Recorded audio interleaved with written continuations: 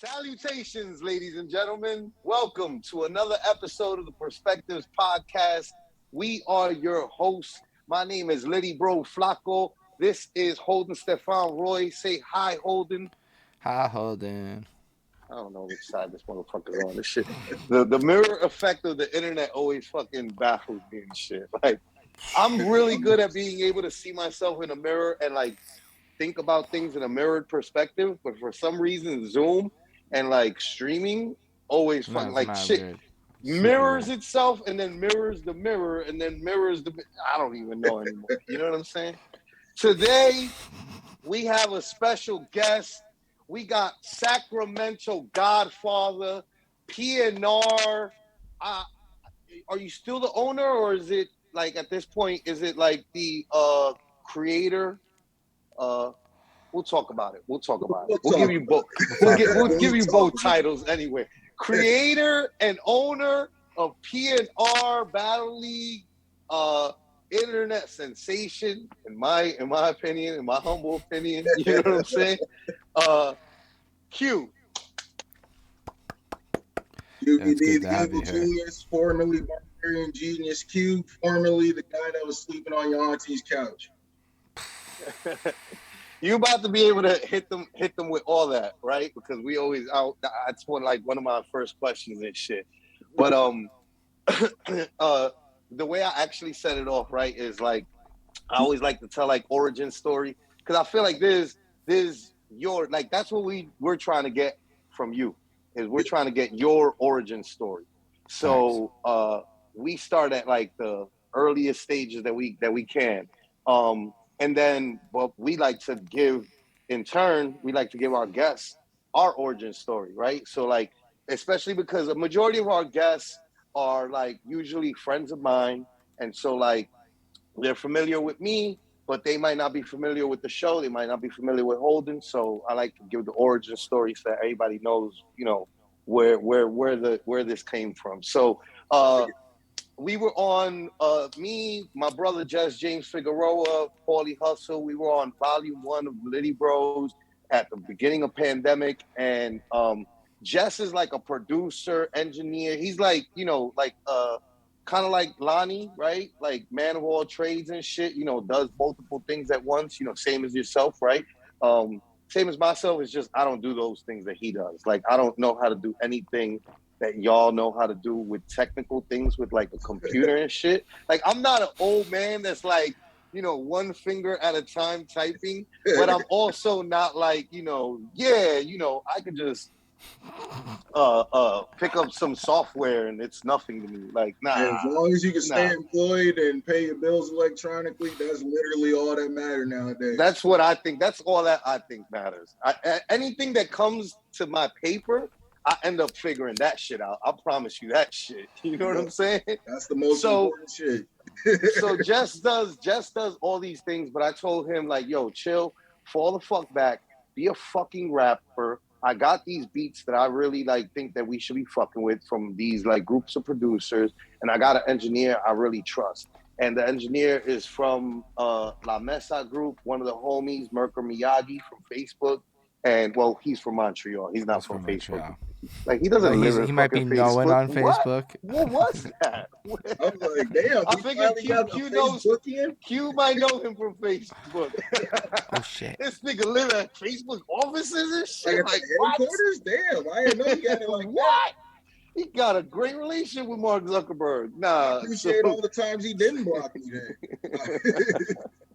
So, but he's, you know, from the Mess Up Facebook group, but like I had peeped homies work before and I was like, yo, I trust this. I think he's got a good ability to mix down. So I gave him the album to mix down. And I always tell people like he might as well have been like a New Yorker because like I know New York engineers and they're the types that are like him, right? Which is like, yo, I don't care who I engineer. You could fucking bring in a fucking dog and try to make that motherfucker rapper sing for 5 hours.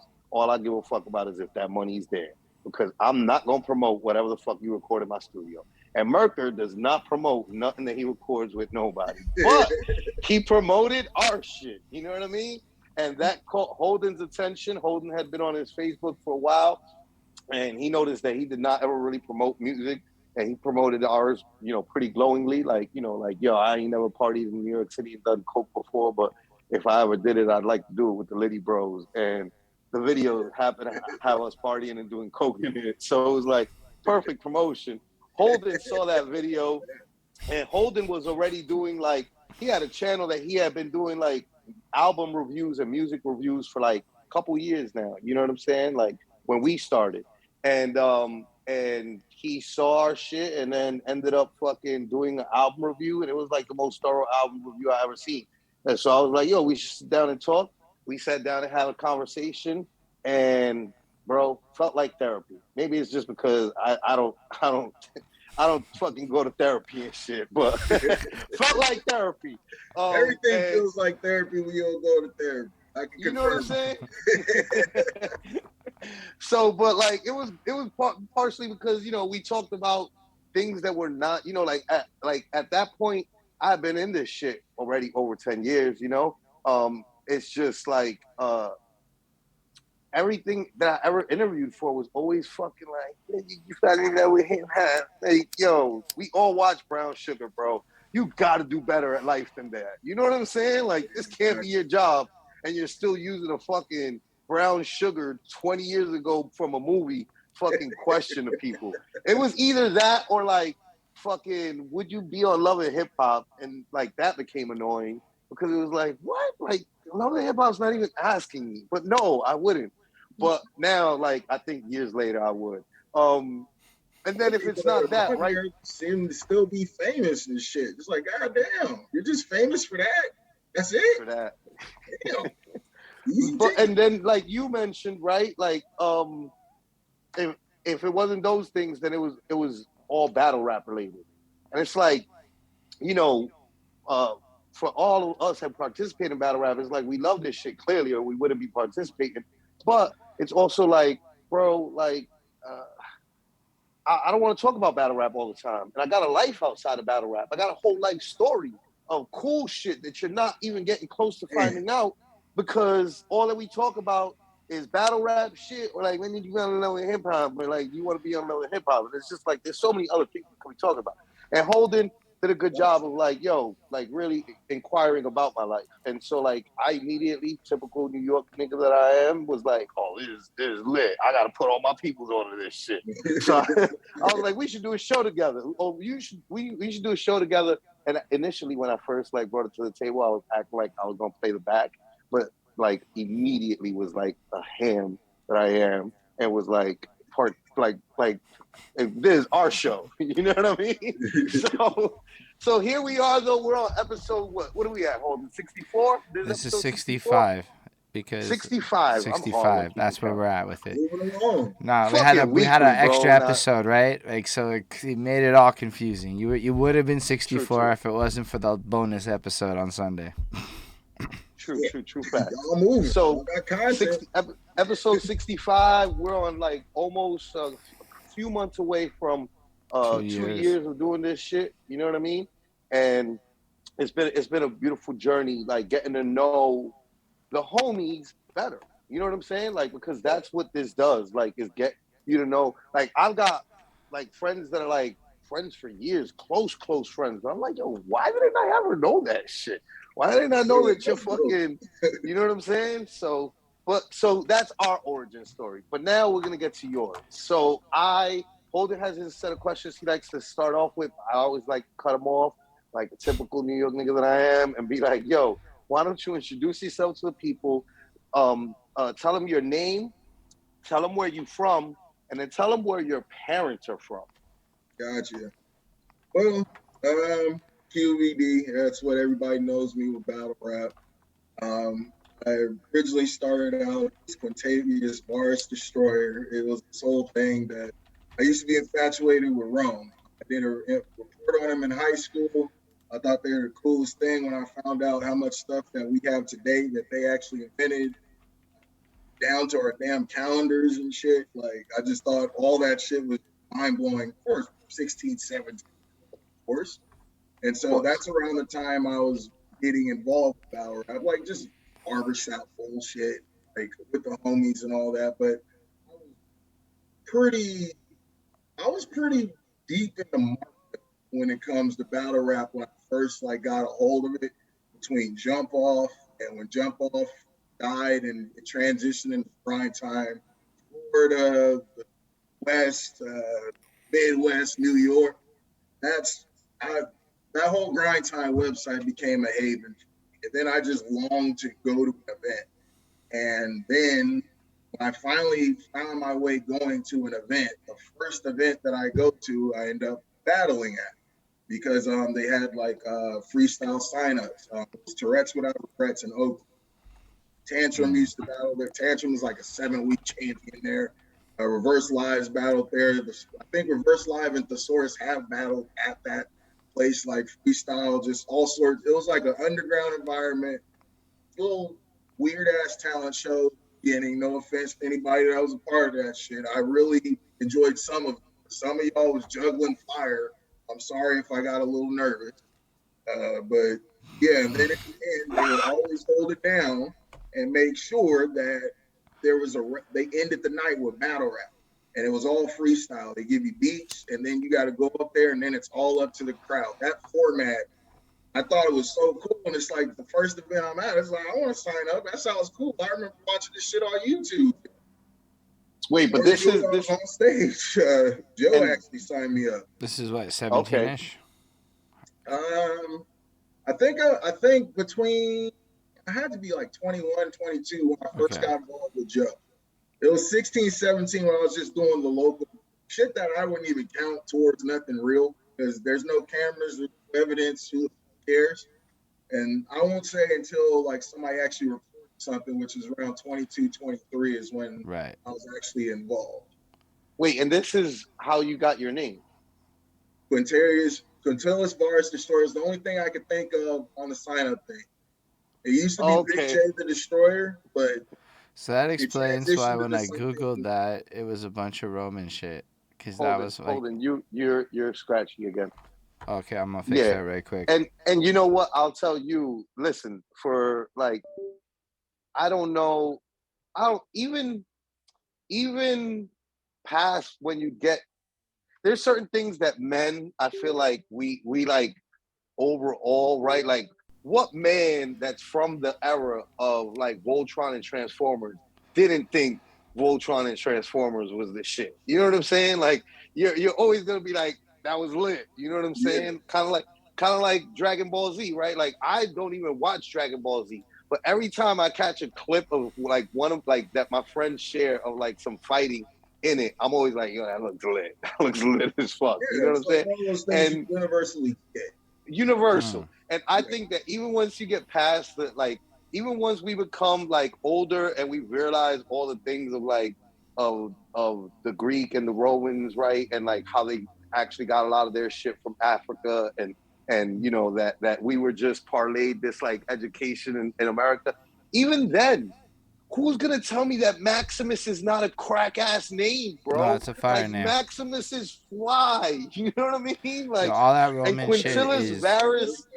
Bro, I was Quintillis Varus Destroyer is dope, but Quintillis Varus God is also hard. You know what I'm saying? Like I wish that was my battle rap name because I actually like my Facebook name way more than my battle rap name. Destroyer always kills it for me, but it's a piece of my personality from before camera lives and all that I never let go because it was always some type of destroyer. It was Big J the Destroyer or Big Hob the Destroyer or Hob the Destroyer. Destroyer was always in there somewhere, and so I kept Destroyer with Quintillis Bars, and then it just transitioned into QVD. So that's so worked cool. out. I mean, I was like mad. And so you're from, and your parents are from? My pops is actually from Bronx. He actually was born in Queens. After my grandpa got back from the military, they moved to the Bronx, and then my mom is from Greenwood, Mississippi. So literally two opposite lifestyles raised me in California. So, that's wait, wild. and they raised you where in California? San Jose, California. Okay, San Jose, in the middle of gang territory. Okay. Okay. Word. Now that's Fair. wait, so then, and your father, question, was your father from like a generational northern family? Like was like his parents and his parents before them in New York City, and like your mom and her parents before them were from Mississippi? Yes, my grandparent, my oldest my lineage can go back with my mom is all the way back to New Orleans. But one thing that we got to that my family is adamant about, our family was never like slaves. So like they were always doing their own thing. Like Word. they were a part of slavery. They knew plantations and they had people they knew of who were like that traced back, but none of our family was ever like we were born here and basically all the families died here type thing. But it was like they always had their own house or their own space. But my grandfather was killed by the KKK, so Oh shit. Mm. that's where our lineage kind of has a natural stay away from certain things. And me being a That's city boy, it's kind of interesting interacting with my family. that's dope. And you know what? But that's why I like to ask, because there's a lot of misconception out there, right? Like people don't know that like there were not every person that was black in America back then was a slave. I mean, Exactly. like, What ends up happening a lot of times though with that is that unfortunately, because they weren't enslaved, they were fucking essentially tormented and terrorized in this country. Even if they weren't tormented and terrorized, they would, you know, always be made to feel a certain way in all sorts of Exactly. public circles, you know what I mean? But nonetheless, you know, not all of us were, you know, arguably, from I enslavement, don't and often not think all of us about. were brought here.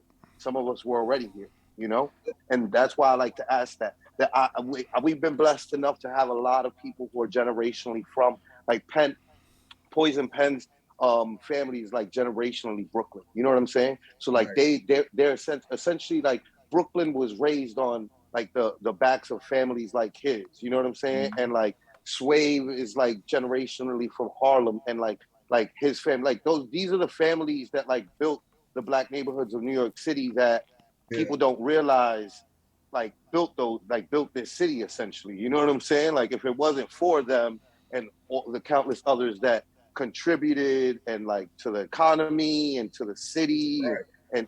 and important jobs, then it wouldn't be what we know. There wouldn't be Absolutely. the need for all the white people to come to Harlem and Brooklyn to take it away from us and gentrify it. You know what I mean? Like And come up to y'all, there wouldn't be a desire for it. They wouldn't even care about the shit if come up to we y'all didn't and do it show like off that. their bacon and eggs and cheese. Hey, look, You I got know, it. I'm a New Yorker now. I got a chopped cheese. I'm a New Yorker now. So All you know. right. All right, so no, but that's dope. That's dope. No, As far as no, my but it's father's super side, yeah, interesting. they trace. I know my grandfather has mentioned that his father was from. So basically, everything traced back to things, but my pops resonates with, and all of his friends, of course, were in Harlem. So once he got back, he always tells me once he got back from Vietnam, first thing he did before he even went to see his parents, he went to Harlem. He went to Harlem and had a beer back during that time because that's where you can only place he can go without people being pissed off at him because that Vietnam gear meant something different during that time period. It wasn't you were a hero, you're an asshole type thing. Yep. Yeah. Mm. Except somewhere like Harlem, where like always amongst your own kind, there's gonna be an Exactly. understanding and a knowing and like Exactly. you're not the bad guy. You know, we know who the real bad guys are. You know what I'm saying? Like we Real, so for real. like and Harlem was back then like he probably went to Fifth to 125th, which was like essentially our Times Square for fucking the entire time before, you know, up until now. You know, like it's still is that essentially. Yeah, no, that makes sense. Man.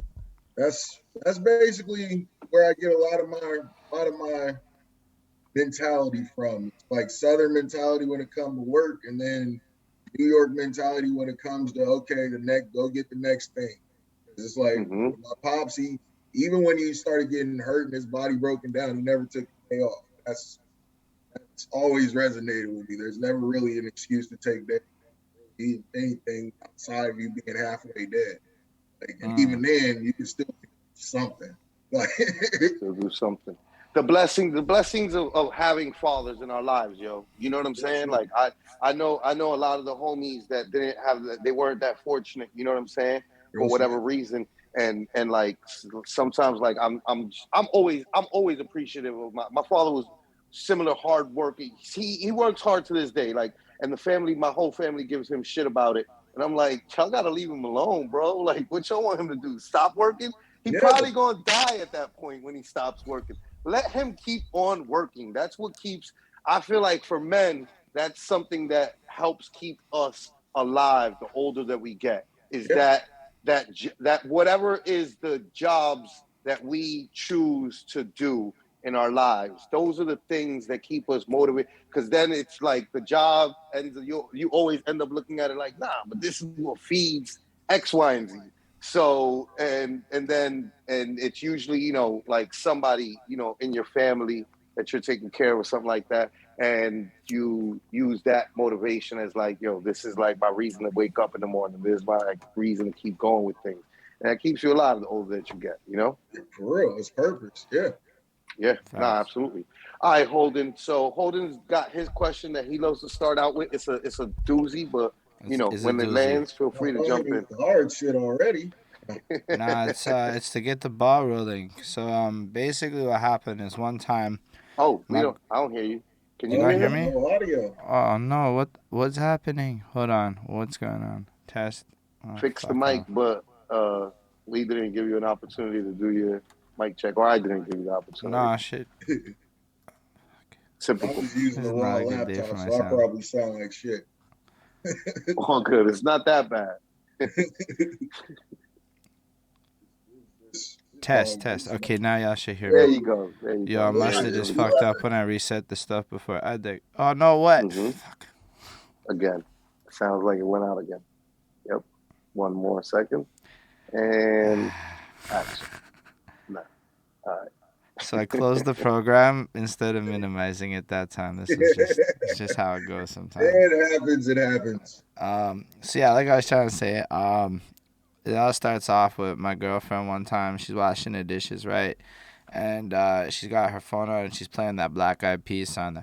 I got a feeling, ooh. She's like vibing and she's like dancing and she's like doing her thing. And I look at her and I have this thought, like, when in the fuck did this song become chores music? Because if you think about this Black Eyed Peas song, you run it back to like 2010 and shit. This is like the middle of the night. Everybody's jumping in circles. It's a celebration moment. Everybody on earth loves this song. Now it's 2022 and people be putting that on when they're washing dishes or going to the gym or some other boring shit that you kind of wish you were, you know, back in the days of celebrating and whatnot. Like that. That's crazy. It's just kind of how it goes with the cycle of time, you know, because, yo, these songs don't change. But we as people, we get older. The context that we listen to this music changes so much. Like, I think about the little 20-year-olds. They might be running around getting sturdy and whatnot, and they have no idea that this is the music that they will be washing dishes to. They don't know that, like, I start hearing the Pop Smoke. I start washing dishes to the Pop Smoke because I'm at that phase of life. We skip a step. It just goes right into that point. And it just got me realizing that, like, this music thing, it's kind of a journey. And as Flacko touched on a bit earlier, a lot of times with these interviews and when people talk about their story in the music game, it starts at like this adolescent phase. Like, yo, my first favorite rapper was this, or I started writing at this age and this, that, the next thing. Almost like nothing ever happened before that in life, which I found baffling because I'm pretty sure if we run it back to when you were like born into the hospital and whatnot, there's likely a song being played in a room being absorbed by a little baby you, even if nobody can remember that. And I say all that because, like, or he can't remember that. Yeah, you might. Everybody else might remember that. An adult. But you wouldn't remember that. But, like, I just say that because I can remember being, like, 5 years old and shit. Being, like, in the apartment in Montreal. My dad's got these gray boxes all over the living room. The amp and the preamp and the tape deck and the radio with the wires going to the ghetto surround sound around the room and whatnot. And be busting his Led Zeppelin tapes and things like that in the daytime. At nighttime, it'd be, like, the club music straight from the clubs in Montreal. But my mom's side, it was mad different. It would be a lot more like the discos and the love songs and the Disneys and this whole other vibe of stuff. There's the pop music. Everything's playing around. And the one thing is that I have no control over what I'm listening to because I'm like 5, 6 years old at this phase of life. But you're still absorbing it all. You still remember it, and it still influences you. So it made me wonder, Mr. Q, if you could bring us all the way back to the youngest Q you could remember being. And tell us a little bit about what it sounded like to be you before you controlled any of the music in your life. And remember that most of us don't really come from LA with that kind of an influence. Not LA. Sorry, not LA. I meant Jose. to say Cali and the West, and then I just got confused. Cali. Stick with Cali. Stick with Cali. That's actually a really good question. The earliest influences I can remember before I was controlling the music on my mom's side, definitely Luther Vandross. She was a major Luther freak. She loved Luther. The last concert she went to was Luther. And the day Luther died, that was a very quiet mother. That makes sense. Basically all the Vietnam music you can imagine. If it was in Full Metal Jacket, that was outside. The only thing that wasn't in there, basically Jim Morrison and the Doors, maybe not Rolling Stones is in there. Dang, like it was a very like 60s, 70s rock thing on my pop side, as well as heavy jazz, heavy jazz. If we were at home, we were listening to the jazz. If we were going somewhere, it was definitely rock. And like, how would y'all be like consuming the music? Was it on vinyls or record, like, or just in like a more cassette traveling? Since we did a lot of traveling in the cars, or always going to and from work, or blah blah blah, cassettes was the easiest thing. We just basically invested a lot of money into a cassette system. He had vinyl players, but he put them in storage because it made more sense to go cassette, right? So was it like constantly like cassettes in the tape deck, or like was it like cassettes? But like, okay, so it was. Yeah, he had a collection.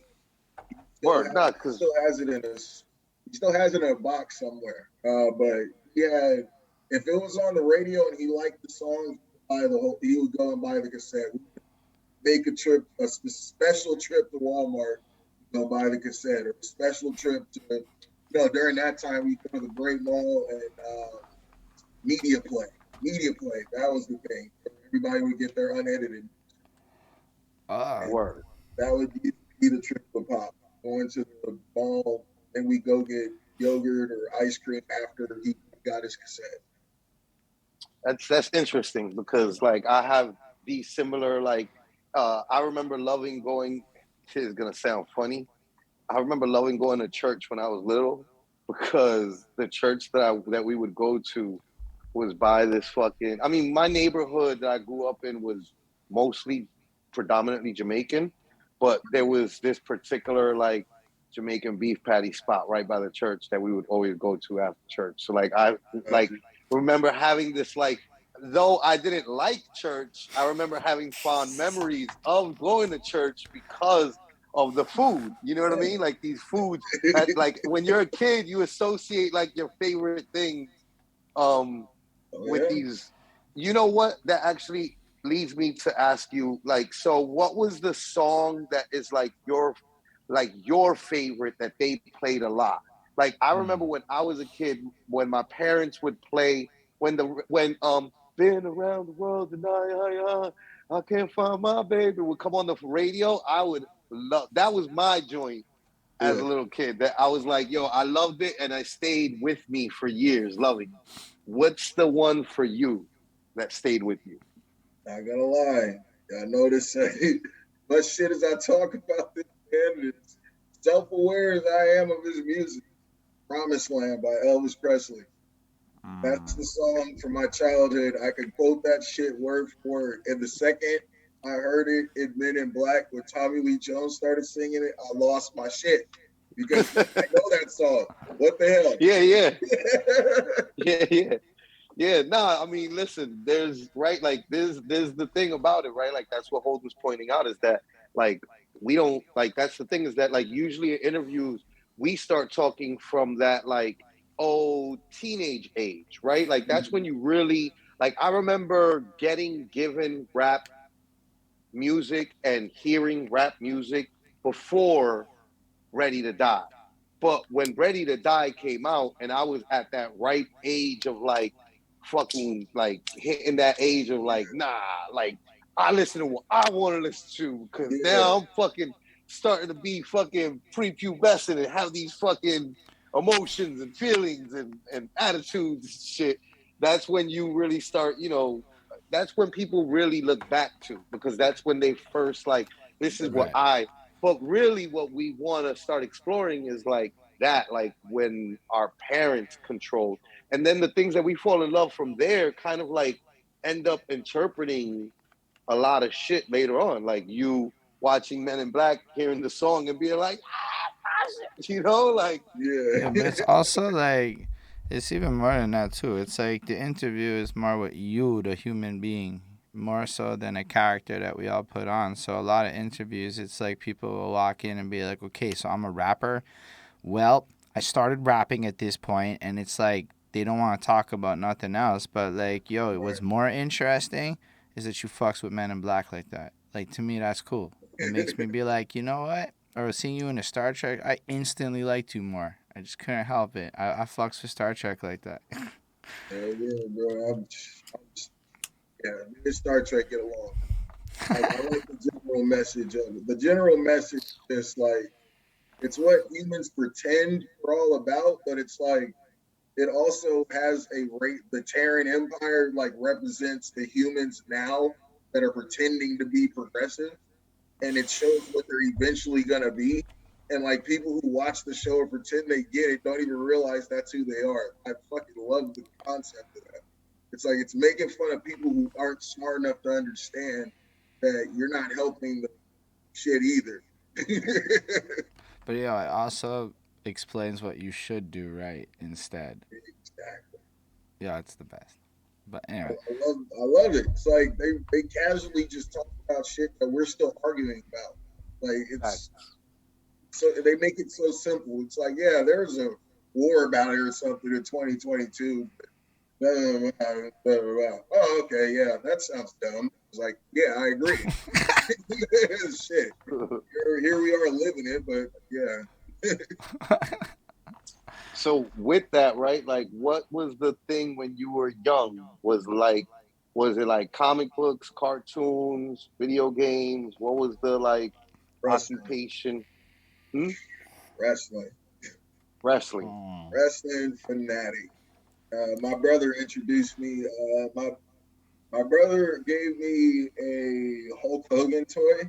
That was the first toy I remember getting, and I was just infatuated with the look.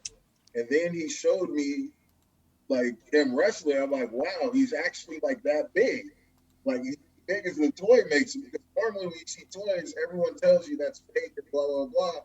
And so I'm a child being handed a toy, and then I see a real caricature of it, and he's huge. Like actually huge. Like, oh. And from there, wrestling just clicked. It just clicked with me. I couldn't stop. Still can't stop. Grown ass man, still paying to go to events. What was the first like the what was the wrestling right like event that like opened you up like that and made you like or what the first match that you saw, I guess? Roddy Piper versus Bret Hart. Mm, When Roddy Piper handed Bret Hart the Intercontinental title after he just like talked trash about his family, beat that man to a bloody pulp, and then got pinned by him like on a like fluke, and then still like was handing the belt like that hit me as a kid. I was like, that's interesting. Normally the bad guy hits him after the match, but just like, yeah, you got me here. And that's the first match I can remember, like my whole childhood. Bret Hart versus Roddy Piper. That's some good shit. So you were obsessed with, were you like, were you like trying to do wrestling moves and shit? I was having them done to me by my brother. I'm the youngest. So you were the recipient of the suplex. Suplexes, sharpshooters, the elbow drops off the stairs. Any cool finisher on TV, I've taken it. If it happened in between 1993 and 1999, I've taken that finisher. Man, so you came in during like the good years of wrestling, so like the whole WCW versus WWF and all that shit. Like that's your childhood. Yes, I had Okay. options growing up, and now it's like I have tons of options. The options follow too many rules of the big option, and it's like it's not really options, it's conditional options. Let's call it that. I can follow that pretty well. Do you like what AEW is doing? I do, but they like do too many Vince McMahonisms, and it's like you're supposed to be the alternative, and the only thing differently is yes, but they did that before. They moved on. Like, so why would you go back to what they were doing if you were an alternative? Like, I love the ranking shit. I love the fact that when they get a main event program, the guys give promos. They can talk. They can talk me into caring, which is hard to do on either program. But AEW seems to talk me into caring about their main events. It's just the booking is like, okay, you're trying to confuse me and you're doing a good job. Also, the problem is I'm confused, and it's not good for a wrestling fan. Yeah. That's wild. Okay. So Yeah. Well, go ahead. so was it just wrestling? Was there like was it like drawing in my part time playing ball, football, basketball, Football. playing a sport, football? Playing with the apartment kids or people at school, football. I love football.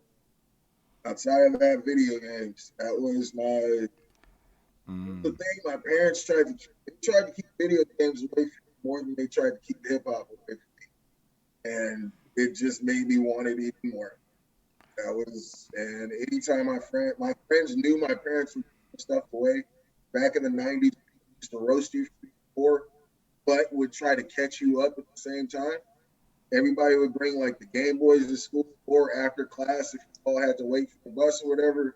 Somebody would bring the Genesis to the classroom, TV, we play. They let me play the game there. So I was like, I was behind, but I wasn't.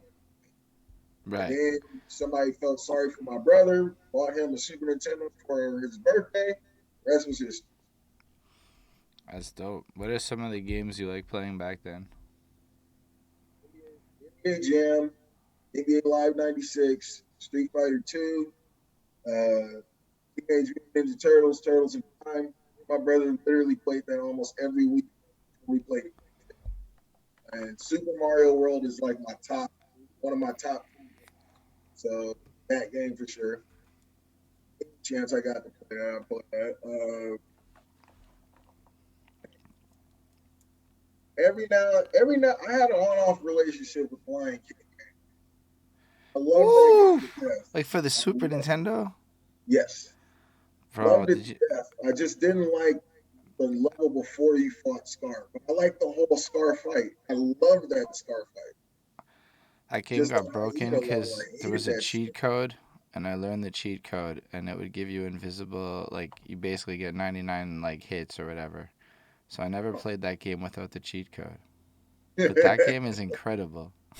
Yes, I loved all the levels on there except I don't know if it was level 9 or what, but it was the level with all the fucking hyenas in the cave. Oh, I yeah, hated no. that. It was like dark and not fun, and yeah, no, I feel you. I feel you. The rest of the game's kind of lit. Like it's got like a more fun energy to it. It's cool. So you're basically playing games, etc. At what point does like music become more like a prominent force for you, where like you start to care about it? So I was I think we went to clean out my grandpa's, and he gave me an old AM FM radio, and put it in my room. I didn't know how to get it going. Didn't know what to do with it. My brother came in my room, put an antenna on it, and once he showed me how to work tubes and stuff, I finally started hearing music. And the first song I remember clicking was Naughty by Nature. It came hip hop.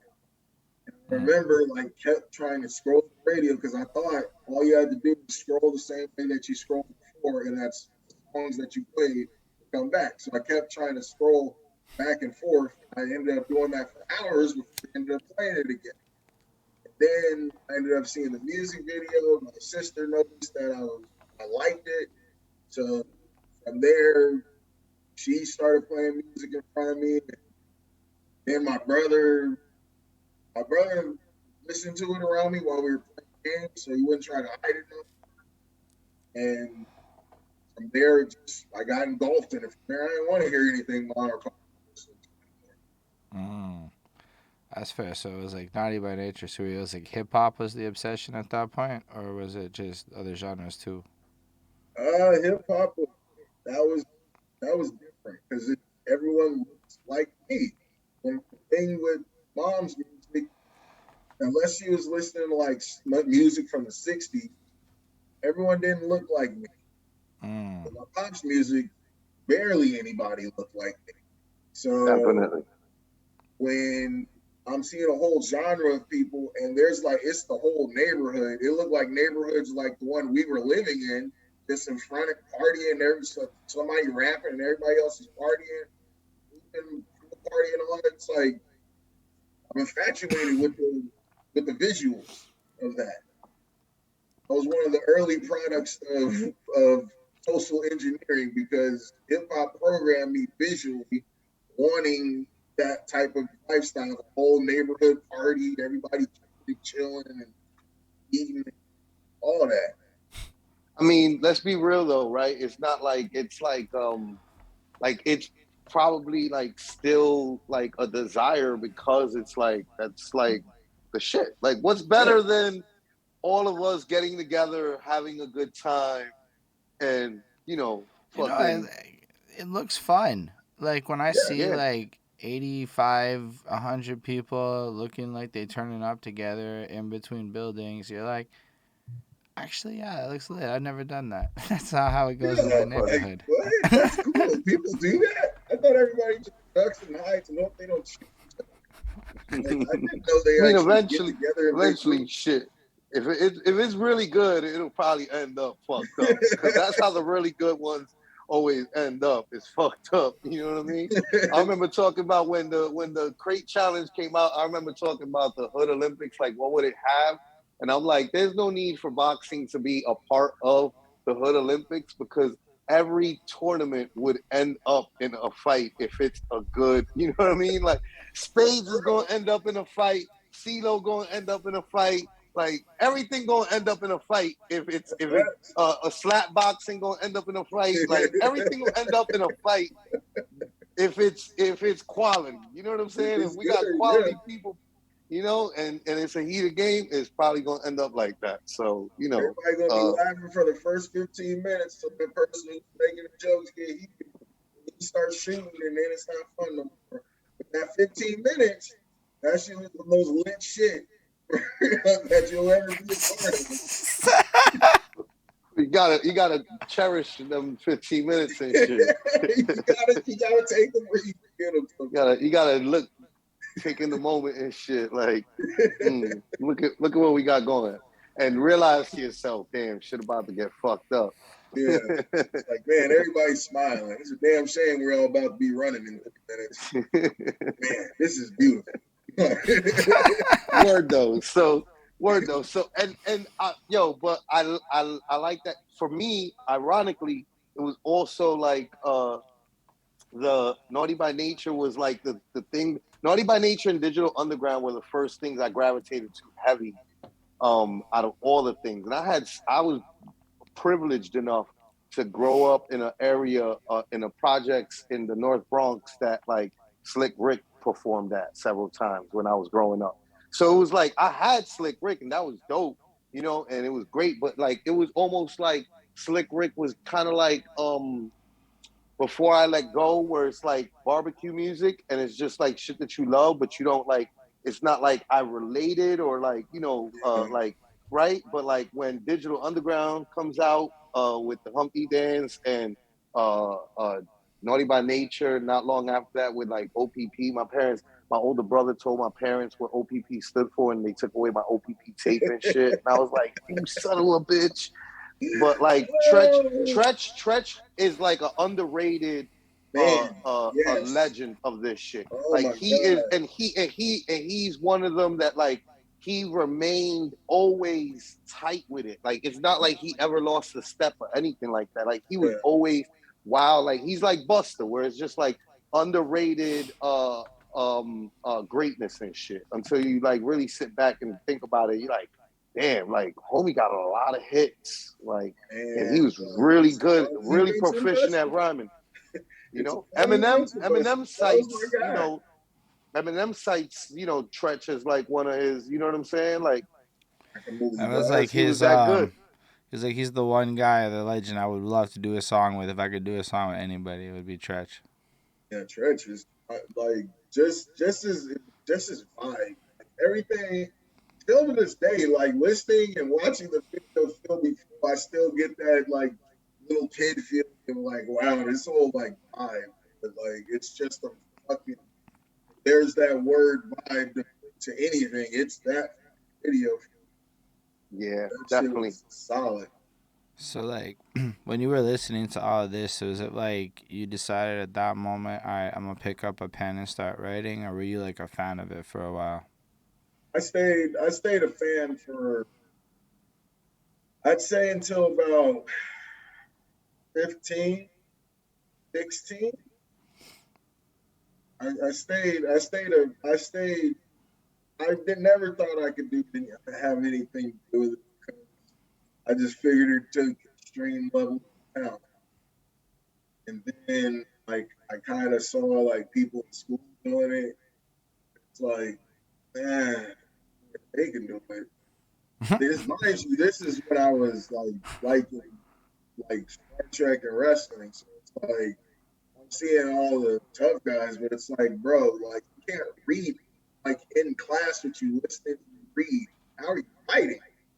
What are you writing? Like, and it's like if these idiots can pick up a pen and write stuff and make it rhyme and make it be clever, especially because that was during that time where everybody's beating on the lockers, making beats, battling during lunch period. So like I'm over there listening because I was one of the guys that was making beats on the locker. I used to be husky, so I could get some bass in there for him. So I'd be listening to them, and it's like I'd be listening to the crowd go crazy, like bullshit. And it's like I'm hearing it, but it's like, okay. But people are just reacting because they get it and it rhymes. And it's like, but he didn't say anything. And that's where my love for it came, or when I started writing, it's because it's like, if they're doing all this, getting all this, it can't be that different. It really can't. It went from, this has to be the possible thing in the world to do. This lane is so small to that? Okay, cool. And that's where it all started with me. Yo, shout out the guys making simple rhymes in your high school. word motivation. Good times. And then there's the guy I heard of, or that everybody was talking about. His name was Chew, and yeah, everybody was like that's the, if you ever want to hear somebody get ripped up, listen to Chew. And Chewy would rip people up, but I never really got to see him authentically until, well, I guess that's something that will come up later in conversation. But yeah, there was only like one guy during that time period. Everyone in the university was like, "Oh, this nigga's dope," and it was Chewy during that time period. So like, when you started writing, were you starting to battle on these lockers? You flipped it up and jumped into it, or was it like you kept it kind of low key for a minute? I kept it low because I wanted to memorize punchlines. I know that was cheating during that time period, but I mean, become a legend because of it. So win some, you lose some. But I was like memorizing. I wanted to get it to where I could memorize things and where I could look at something and then find immediately get to a point I can rhyme. I know the word I'm going to rhyme with whatever I just looked at. So if I just looked at monitor, I know I'm going to say harmoner. Now fill out the rest of the sentence type thing. And once I got to that, I saved like towards the end of the year. That's when I finally started doing stuff, battling on stage at school. They had a stay out of games program where they let us watch 8 people, and then the principal got the bright idea to let us all battle so that we could stop banging blockers. And that was that. So you should school. So I watched 8 Mile, and the teacher was annoyed at the noise. He's like, "Nah, I don't want this no more." Not the principal. He thought he figured out the most genius thing. Why don't we just give them a microphone and tell them not to cuss? So like, all right. Cool. He had it every Friday during lunch, during first period and second period lunch. They gave us like the whole lunch to set up, do like little bullshit events.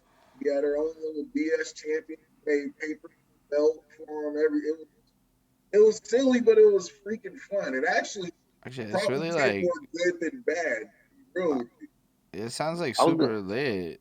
Like, yeah, I was gonna say that's like wild dope. Like in New York, we didn't have like it was super for you would think that the place where hip hop was birthed would have like a school system that's like, yeah, well, like of course. And it's like, nah, opposite. Like they were super strict on like anything, like no boom boxes allowed in school. I mean, we would battle and fucking beat on lunch table too, but like it was not encouraged like at the administrative level in the school. You know what I mean? Like they didn't do anything to encourage in any way. You know, it was other things that they encouraged, and it was never that. So it's like that's super tight. Like, but it's also like wild to think like you do that in high school, get the opportunity to see how to throw some battle rap events, become the owner of a battle rap league. I mean, if there's not a connection, that I don't know. It's crazy how it all fucking ended up playing out. It's just like they did that because we were in the middle. We had our first kid get paralyzed at the school with gun violence because we were in the middle of gang territory. So teachers are out of options. And they realized telling us no to anything probably is just going to make us do it anyway. So we used to go to the high school during lunch to go play on the basketball courts because they would lock ours up for the PE classes or whatever during lunch. So they bended and just bought 2 basketball hoops, put it on the lunch yard, and set up like 3-on-3 games and lowered it low enough so that everyone could dunk or whatever. That way it kept everyone in the school grounds. Keep your eyes on everybody, see what's going on, and you ain't got to worry about no foolishness because it's monitored. And so they figured out how to turn a gang territory school into a place that actually had decent middle school, high school years in those areas. Everyone else probably didn't, but I remember the good stuff because I had a great time. Get my ass kicked every day. Every month, maybe, but not every day. So I had a great time. Yeah. Facts. For me, it was probably like every month, like, you know, I'll get jumped and shit. Yeah. I was a class clown, so like I would end up getting the whole class in trouble. So like then I had to deal with like, okay, like I kept the class late. Now everybody in class won't beat my ass, and it's just like, well, fair. Like, you know what I'm saying? Like and that's the shit they're trying to take away from the kids nowadays. They're trying to take away that Hive learning system that tells people to shut the fuck up at work. When it's time to go, when the meeting is about to adjourn, you're not asking questions. Shut up. That's those kids that was in school that it's like, hey, you forgot to finish homework, man. If we could all just jump these people after work, like it would be all good. The world will be a better place. The Yeah. world will be a better place. If you can put hands on people that don't know how to act right and teach them, like, yo, that's not, I don't know what you learned where, but this is not acceptable. They learn from that. They'd be like, you know what? I don't want to get my ass beat no more. I'm probably chill out on this. No, it's facts. Anytime I've ever done anything that was kind of that level of obnoxious, the second it occurred to me somebody might punch me in the face, had me rethinking a lot of my behaviors in that moment. Like, Yeah. somebody might actually punch me in the face is a different scenario than Facebook. Exactly. And that's where it's like, if we're gonna have social media, you can't take away bullying. Like No, you gotta have both at this gotta point. have them. We could have took Hand in away hand. bullying, but you can't put the internet in front of people and say, okay, play nice, everybody. That's impossible. So you have to bring bullying back, like, and apologize to all the bullies because they taught us good lessons in the 90s. So, like, all the bullies deserve apologies, first off. And secondly, we have to find a way to make a system that we can train bullies, like, appropriately bully people, not to the point where people want to kill themselves, but to the point where somebody learns a lesson. And once they learn their lesson, be their friend. I like the idea. I like the idea of trained bullies. Like, it's a hard This sell, that but it's interesting.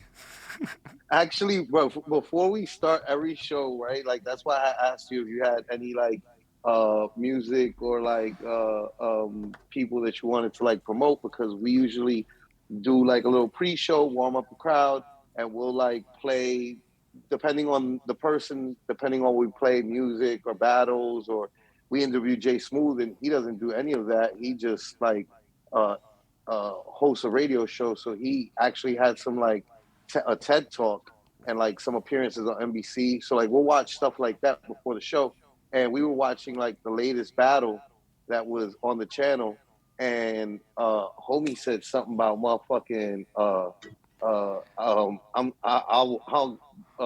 won't get tired of beating your ass. I'll train people to beat your ass, and I'll make a whole gym. I'll make a whole gym for motherfuckers to learn how to beat your ass. Like, I was like, yes, I like this energy, sir. That's the energy I like. Yeah, let's train people to beat a motherfucker's ass. I mean, I don't know if I want my ass kicked at this juncture of my life, to be honest, but it probably would have helped 10 years ago. Just a couple times. There's a few ass kickings that probably kept me out of prison or grave. Whoever kicked my ass in high school, I appreciate these motherfuckers that have probably done it. Word. I don't remember. I don't have like these like I don't have these like memories of like, oh man, woe is me, I got my ass beat. Like, I'm always like, yeah, nah, I did some crazy shit, and like, or like I brought home bad grades and my parents were like, no, like what? Like, this is not how to fucking behave. You gonna get your fucking ass beat. You know what I'm saying? And that's all it's about to me. Like, you know, you can't be self-aware that you as a kid had a high probability of being a piece of shit, especially when you don't know how this planet works. If you can't even acknowledge that about yourself, you didn't even have the knowledge to acknowledge it, and you can't acknowledge the probability that, yeah, I was probably a piece of shit as a child, and I don't even know how to level with you. I can remember 3 things off the top of my head that I still to this day, like, every time I think about it around my mom, I want to apologize for it. And so it's like, I can't think that every kid doesn't have at least one. I had just the other day, bro. I was sitting there going, "Damn, I really did that to my mom's, and she was so good to me." And I can't believe, there's 2 or 3 things I was running through them. I'm not gonna lie. That's what that to this day. There's certain comedians that like a bar or joke that they made, just sticks with you for life. And though he only really had the one stand-up, Donald Glover's in his one stand-up called fucking kids tiny Hitlers. And like me and my wife to this day are like, yeah, kids are fucking tiny Hitlers. You know what I'm saying? Like, they're wild, like wild, like dictators. Like, they're like wild, like care, like just fucking. That's actually Kids will turn That's you They funny. in. convince themselves they're doing something that's good for the rest of us. But in actuality, like you're destroying everything that's hard to get you. Stop doing that. That's hilarious. Word. So, Uh, uh, so we were in high school. yeah. What He's doing are battle you rap events. you started battling, right? Or Did you Yeah. ever yeah, win the we paper you, championship? No. I got I beat a few dudes, but I wasn't very popular because I wasn't that class clown that everyone was like, ha ha.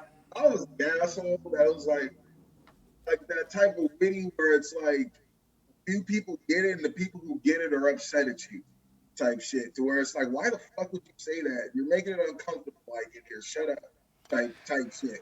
Mm, So I I was understand. I wasn't too popular. No matter what, I could have got up there and given somebody like a loaded Lux performance, and during that time period, niggas wasn't hearing it. There was like wasn't some happening. shit that was undeniable, but if I went against anybody that had more than three people who they were, there's no way I was gonna win. Mm. Work.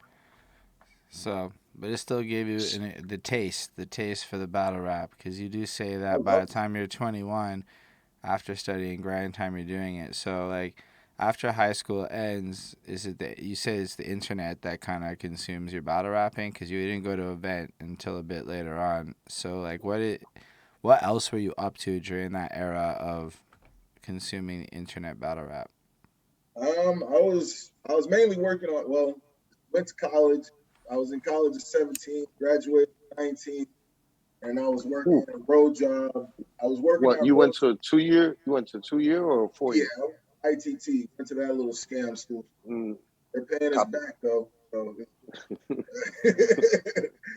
but yeah, I was watching Prime Time 19. Yeah, I was watching it on the road. I was actually like, right, I was making good money, but I was running up like $300, $400 bills just watching mobile battles, like or watching the battles like on the road because it's like I was infatuated. After jump off, I couldn't.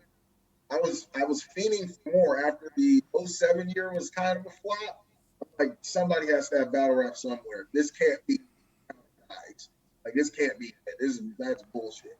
And so when finally seeing a forum, I think Mad Ills ended up on this forum. It was like some hip hop post, and he put a link to Grind Time. I clicked on it. And I think the first battle I seen was the Saurus and Madness on the page. That might not have been the first battle I was there, but that was the first battle I. Then I just started going from there, and then I was kind of hooked, and yeah, Four Grind hundred Time era dollars a was month just, on mobile data watching battle rap. that is some mark shit. If somebody told me that now, if somebody came up to me right now No, I mean that and was the said, era. That was the era. Everybody was getting caught out there like with the crazy bills. It was either like it was that This, just me or over like a bitch or you were out something. of town and you fucked up and like had like a but this 30 is minute so like conversation with somebody back home. It was nah. always This some is, weird but this reason is that people like ended up with like I'm crazy willingly bills. doing this because I know it's worth it. It's worth it to This me is is what true. I'm feeling from this. This Sounds is so true. I deliberate. know it's happening, and I know what that bill is gonna look like, and I don't give a shit because I'm getting to watch this. Yo, this man put It was money good into his battle entertainment, rap. yo. Like grind time Respect. early in, like grind time was like really like diverse That was and like like the attitude era of battle rap. Like real talk. Like that shit was like that was back when you guys had NBA players watching y'all and shit. Like you know y'all had the world's attention. That shit was crazy.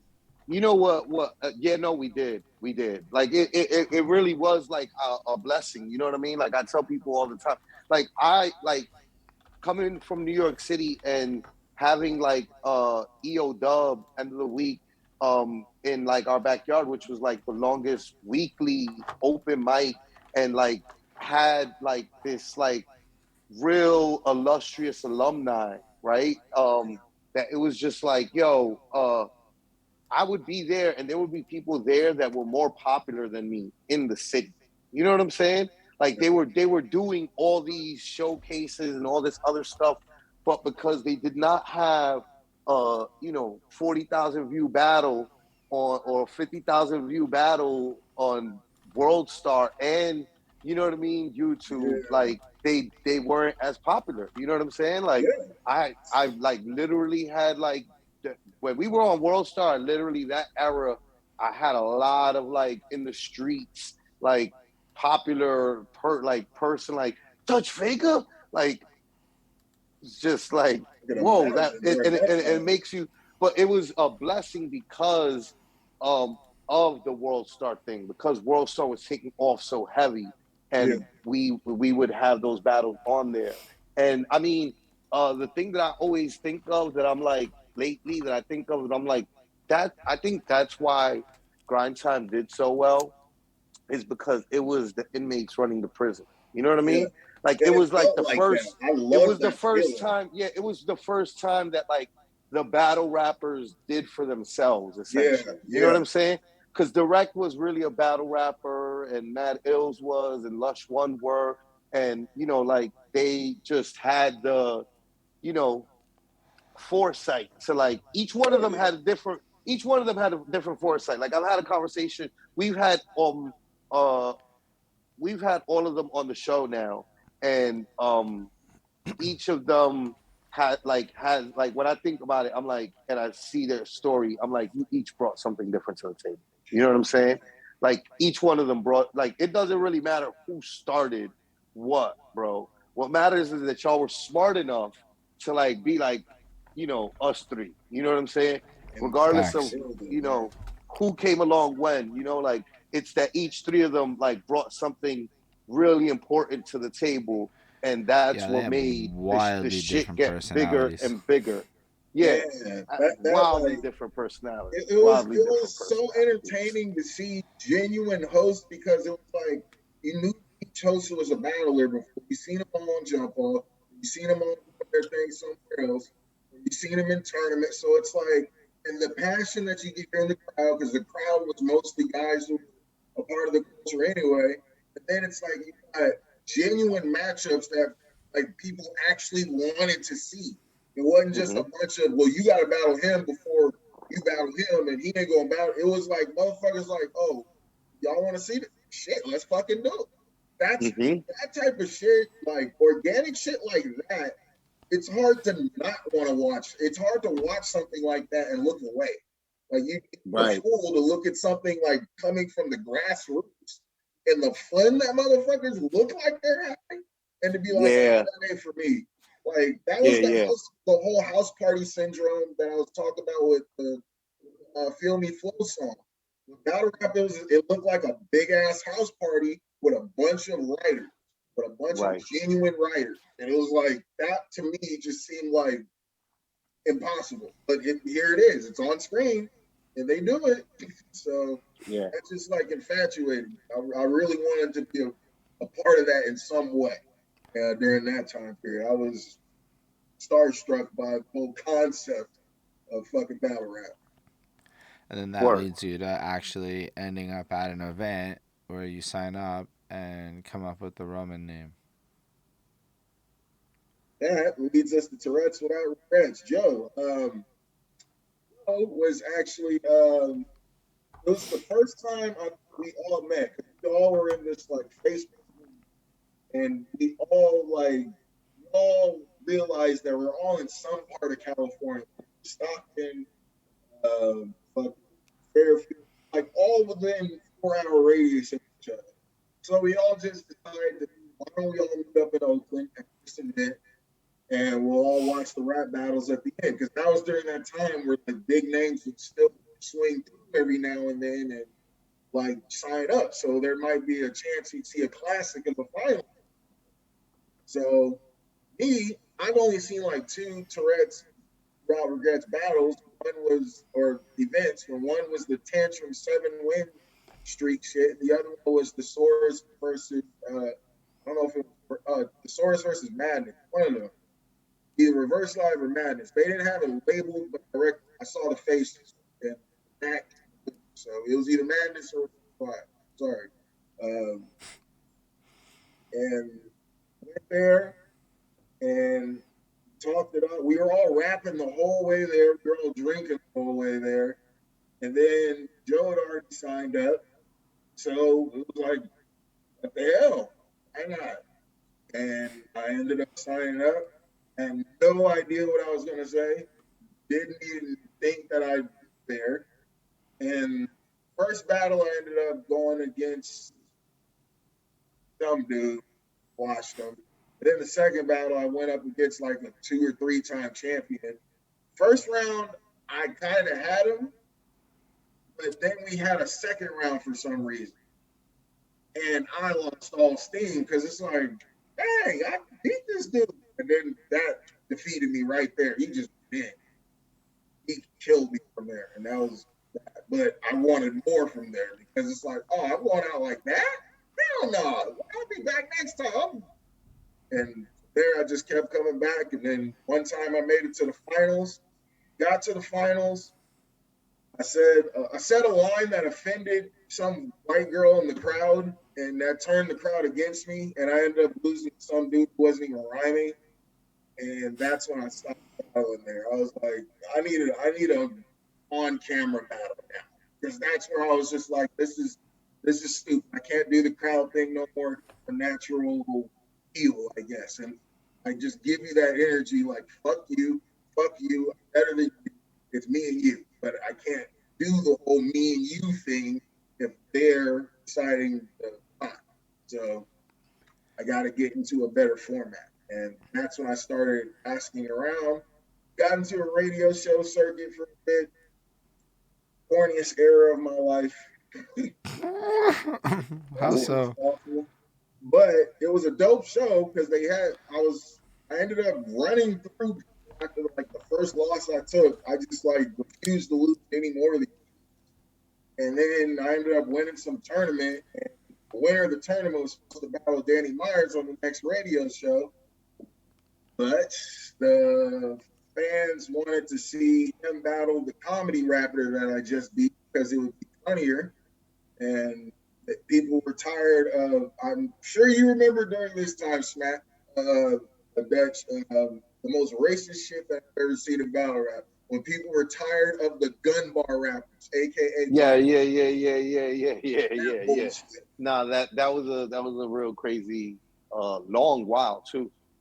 Like it was a while. It took for Smack to come back for it to like for us to get together and be like essentially like we don't need you guys, you know what I mean?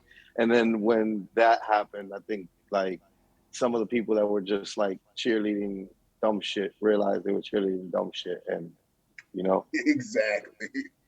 But it was in the middle of that shit. And so they wanted a funny battle. They didn't want a gun bar battle, aka 2 black guys rapping. That's all that meant during that time period, really. Yep. And so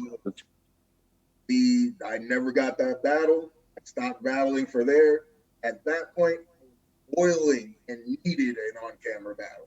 Because now it's just like we're going through too much bullshit with freestyle competitions and now radio shows. I need an on-camera battle, no doubt. And if I do get screwed in the building, at least the people watching can tell me what's up. Like if people know what's up. And so I started putting out Facebook things, and that's when he hit me up and he told me there's actually a league in SAC. Battled on that stage, fell in love with it, loved the energy, made a lot of friends that night, went to the next event, my opponent canceled, ended up battling freestyle in a 2-on-2, and ended up freestyling against somebody else as well, and magically just got lost. So now it's like, okay, I really want to battle now. I really want a written battle in an unbiased format. Get a battle, it's canceled. Another battle, get there, the host doesn't show up. The cameraman doesn't show up. We call the host and the cameraman. Oh, the event's tonight? Oh, man, I ain't going to make it. Me and my partner are here, bro. Like, what are we going to do? But the venue's open.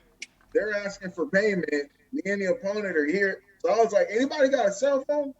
And we literally took somebody's cell phone and recorded our whole battle on that shit. And the owner refused to upload it to the main channel. But we still ended up during that time period organically doing 1,000 views just for that battle because we were promoting it as basically the battle that the us over on.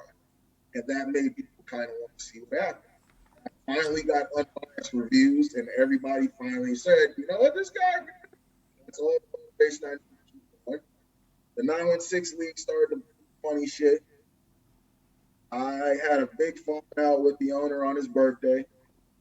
Basically, he had me battle his top guy in the league, which people have been wanting us to battle for a while. We were supposed to battle an opponent Tourette's, but I didn't want to battle at Tourette's no more. But he was like a 4-time champion at Tourette's, but I always wanted to battle him. And so we get the chance to do a written battle. I have a bunch of people coming out to see me. I'm about to make this ton of money.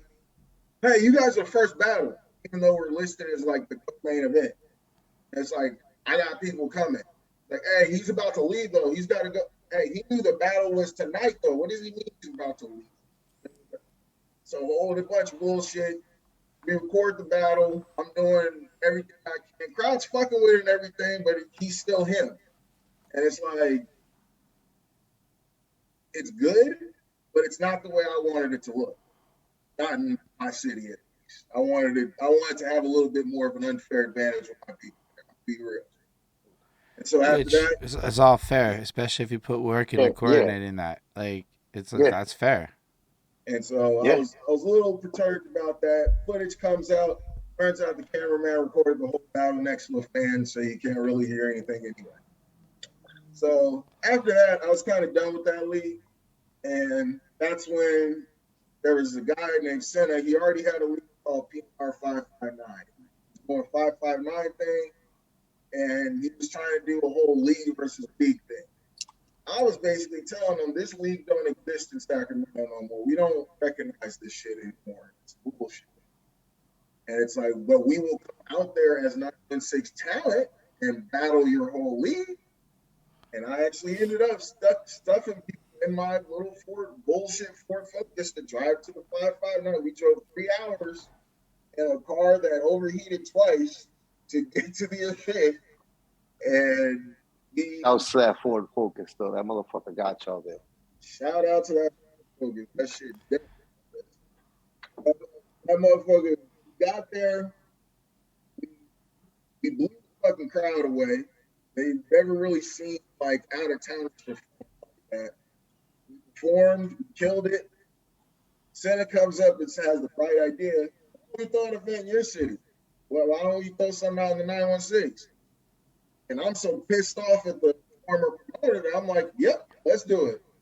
Let's go. That's the best reason to do something. I'm thinking, let's split it down the middle. Because since he didn't want to take none of my business ideas, maybe this guy will listen. And if this guy does listen, maybe he'll listen. Somebody's going to listen. Like, I know how to make money off of this. Somebody's got to listen. There's too much shit that we can do in this city. And so we get an event out there. We throw it in a barbershop, and from there, I host, get the energy right. We had the right card. I didn't book the card. They booked the card for us, but it was 916 talent. That was my biggest thing. We needed 916 guys in the 916. Don't be importing a bunch of fucking country soup to one city. Like, we got enough guys out here. And it went down perfect. We wanted to throw another event. I hired a camera person. I got a venue. Shout out to Tommy. That's Tommy Katana. He actually went and found the venue for me. Shout out to my man's Abstract Ninja. He actually was looking for building space to rent because he just got hired at the place. He was on the bench during that time, so it was like perfect timing. First event happened there. Stuffed motherfuckers in that fucking venue. Like, I was nervous about the fire code shit because I know we had way more people than we're supposed to because the parking lot was full of people, like trying to get to the door to hear the battles. And everybody was sweaty. So I knew we were violating a lot of shit. But from there, I knew we fucking had something. And that's basically how PNR 916 started. I was upset that we weren't being heard. I was upset that we had to drive 3 hours everywhere. And he made it happen. Shout out to King Leo, shout out to X-Side, shout out to Dre Run, shout out to who else is out there? Ashley Walker, Kevo, those 5 people right there, myself, they made the journey to 559 that basically birthed PnR 916. If we didn't come out there that deep, I don't think we'd ever got a green light. Yeah, that's wild. But that's crazy. What kind of a time period is all of that you just described? Is that like a couple of years? Is that like 6 months? Like, I'd say it's between 2013 up to 2015. That time period right there. Yo, I gotta give you like respect. I've heard a whole lot of people's stories. My guy, that was pitfall after frustration after, and then you just relentlessly continue with like a tunnel vision. Facts. Like, I don't know if I've heard a more relentless story, right? and you're like, that was and pretty, then this happened, and it didn't work. And then this happened, and this didn't work, and then like, that was a lot of and each time it was like fucking with you just a little more. Yeah. I felt it. I didn't even bring into the situation all the car trouble. That's everyday problems, but that was on top of car troubles, on top of work problems, on top of losing jobs and shit. But I think if you want something bad enough, like, you're not gonna let nobody tell you no. And that's why that's kind of what made me lose my passion. Is like, motherfuckers. I'm not gonna shit on people specifically, but I'm sure you've dealt with it as a promoter too.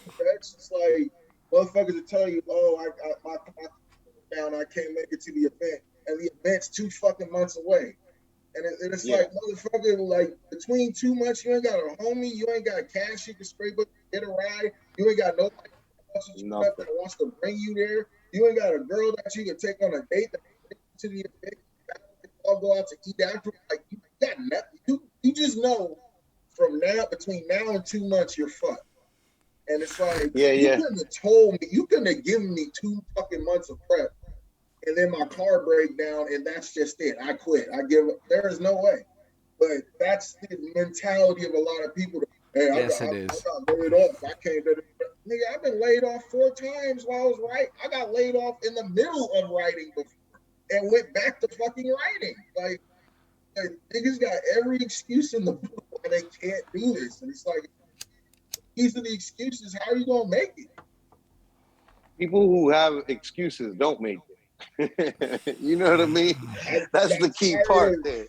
You know what I'm saying? Like, they don't make it. They're the ones, and if they do happen to mistakenly fall into some lucky situation, they're the first ones to fuck it up. Exactly. They're the first ones to fuck it up, because they have no understanding of the work that it takes to, get there. By going through all of this now, you probably at the same time learn hella lessons. I'm sure along the way there was a few misplays on your end. And when people just luck into a situation, like wildly I get confused on how, like, people think if they're like too tired to pursue performing regularly at a tier of open micing, because I'm more comfortable with that side of it all. Like, how are you ever supposed to do it when you got to go on a tour? Like, if you never traveled, like, how? You can't just, this shit's gonna get booked. Like, you can't just be like, nah, B, this is, like, you can't just stop. Like, you're in, or you owe people hella money. Like, I'm just confused by a lot of the attitudes sometimes, because, like, I'm not going to pretend like it's easy to ever, I'm not even going to say I'm good at shit. But you have to figure out how to elevate so that you don't repeat the same dumb shit of the past. You really, really, really, really have to. And that's what, like, if I can go back to that era of 2016, if I can get a bunch of the guys that I had from 2016 and just, like, if I can have 5 guys like that, I'd probably still be in the shit, honestly. And it's no disrespect to anybody that's came along. You probably have that work ethic, but there was not enough. not enough. There was just not enough people that wanted it, whatever it was, be on Smack stage, to be on whatever is King of the Dot stage, like ARP stage, whatever. All these niggas, I'm confused. There's too many stages. Maybe there's too many. I think that's what was the problem. There's too many options and too many niggas who niggas could get somebody somewhere. So niggas didn't think they had to put in the work as long as they knew somebody. And that's kind of what killed everything, is that whole I know somebody shit, or I'm homies, or I'm a part of this clique, and if my homie's on, then I'm on. Like, no, but if homie's dope, anyway. Nah, but I mean, you're spitting facts. Like, what you're saying is on it. Like, I see, well, in my local scene, I be seeing it. Like, everything you're saying translates. But I do think people are looking for that meal ticket of sorts. But Always. again, like, It's the sad. ethic that the thing is like what attracts the meal ticket is the work. Yes, I can't Yes. tell you. I can't tell you how many big names we got in PnR just because they see I was promoting every month.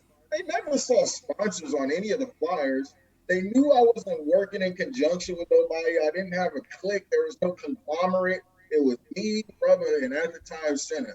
There's 3 guys, and we're doing our best to take care of our guys and make our guys look like stars. That got us Real Deal. That got us Rosenberg. That got us people from the Northwest. That connected us with people out in Texas. That was connected our battle rappers with people in New York. There was all sorts of connections just being seen off of the fact that we were doing it boom, without help, without begging, without paying big name hosts, without doing anything but guys rap and just saying, hey, these guys are just as good as what you're watching over here. Filming just ain't as expensive, but they're just as fucking good as that ears. People caught on after a little bit, and a lot of those guys now are still on flyers headlining.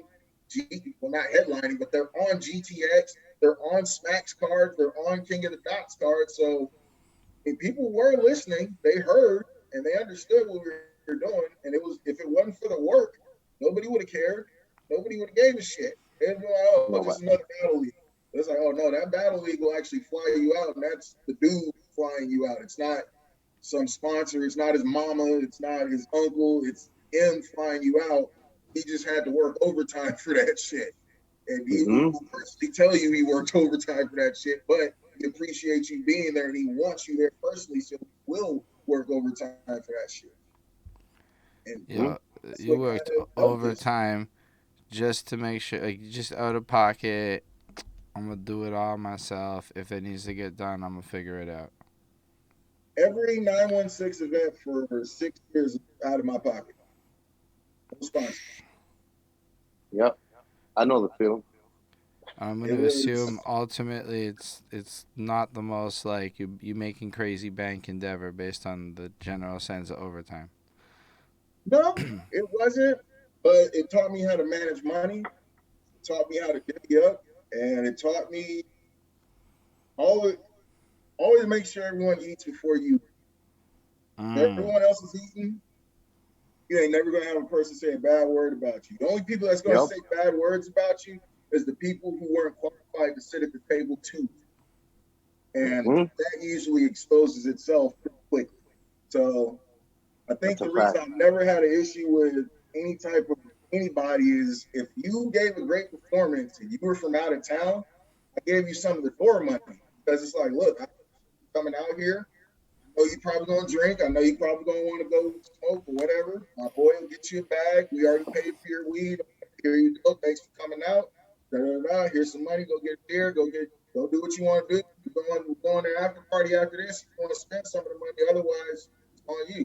Like took care of people. Like with more money most of the time, and that's what got us a lot of respect. That spread like wildfire. It's like if you get 3 clean rounds, you paid. Like even more than he agreed already to. Plenty of people. And I'm sure you were treating everybody generally with respect. That's what, like, you are. Last week, Wednesday, this time, we were talking to Lonnie Oceans, Joe Powers, right? And so, yeah, I feel like, oh well, so we were talking to him, and he was talking about you with like wild esteem. You know what I'm saying? Like and what he mentioned was the way that you were building the cards with making sure that it was like some storyline behind it. Like, oh, this person's not getting along with this person. I guess y'all should battle. Like bringing something bringing some care to it. So I'm sure that even the people that weren't necessarily getting paid were still being treated right, right? So like that's what doing good business, always being a straight up motherfucker always will win over everything at the end of the day. You know, people That's always true. gonna appreciate that, and word spreads faster that way. You know, and making sure that everybody gets paid is like the most important thing. There's people that I work with to this day that started working with back then throwing events, and it's because I did good business why we still do business to this very day, you Yeah, know? and that's literally how it goes. Like, I mean, a lot of the shit that I was doing, I took with me to real life. It accelerated my career path faster than I could have on my own, honestly. Like a lot of the situations that are presented to me on the fly that come up with battle rap taught me about self control, accountability. That's the biggest thing that corporations and companies look for out here. Well, if they can pay motherfuckers for real, at least. And a lot of that, a lot of the confidence that I got throughout life came from battle rap. So if there's one thing I can definitely say battle rap taught me, it's how to talk to another grown man. And it's a shame that a lot of people don't take that away from this culture, because this culture teaches you how to be an adult if you're listening. And Yeah. a lot of people are ignoring all those signals and copping out for the childish shit, but this shit literally taught me the responsibility it takes to get your car to an event, the responsibility it takes to get a hotel and put a hotel in your name. I ain't never did that before fucking battle rap. Real shit. Never put a flight in my name before battle rap. Mm-hmm. I've never done none of that. And this shit it taught me adulthood really, really fast. And Yeah. like a lot of people take a lot of the bad shit away and hear with a bitter taste. Bitter is the taste I have had. I still remember all the shit that I learned, and I honestly know for a fact I would not have this career if I didn't if I did not go through all what I went through in rap, because this literally taught me how to talk to people with money. Mm-hmm. Which is important. But also Very. everything else you said, even within it, like just the sense of it. Battle rap is like if you do dumb shit, you're gonna get roasted for it also. So you can't be Yeah. living dumb. Cause I've learned one thing. I don't do a lot of battle rapping or any sort of watching it before this whole journey we went on. So for me, it's all kind of new. But the one thing I'm noticing is if a motherfucker did anything in recent history, that shit is gonna get brought up in that battle, like 100. Yeah. And Every single time I've lived some unfortunate shit happen to motherfuckers just over 9 minutes of rapping. yeah, It's pretty funny. Dallas Cash started making some posts like, oh, I don't know. I was just telling Holden I'm bad with shit like this. I'd be like a couple days ago, a couple weeks ago, and it'd be like, motherfucker, that was 8 months ago. But he did like a series of posts where he was like started like talking about like making a list of some of the craziest things that ever happened in battle rap. That it was like the shit that was on that list, like the things that were there, like a guy missing his own wedding to attend a battle Huh? that his opponent ended up canceling or no showing to. That's just like what? Like what? Like yo, this can't be Vacation, man. life, That's yo. some weirdo shit. This That's can't be not life. vacation. But yo, it's healthy, yo. It's healthy to see it's healthy to see so much Your whole wedding? like yeah, like yo, it's like yo, I'm not like I always like when things is bad, I'm always like, well, it ain't that bad. I'll tell you that much. It ain't this bad. It ain't fucking missing my own wedding to get no showed bad. You know what I'm saying? Like I make better decisions than that.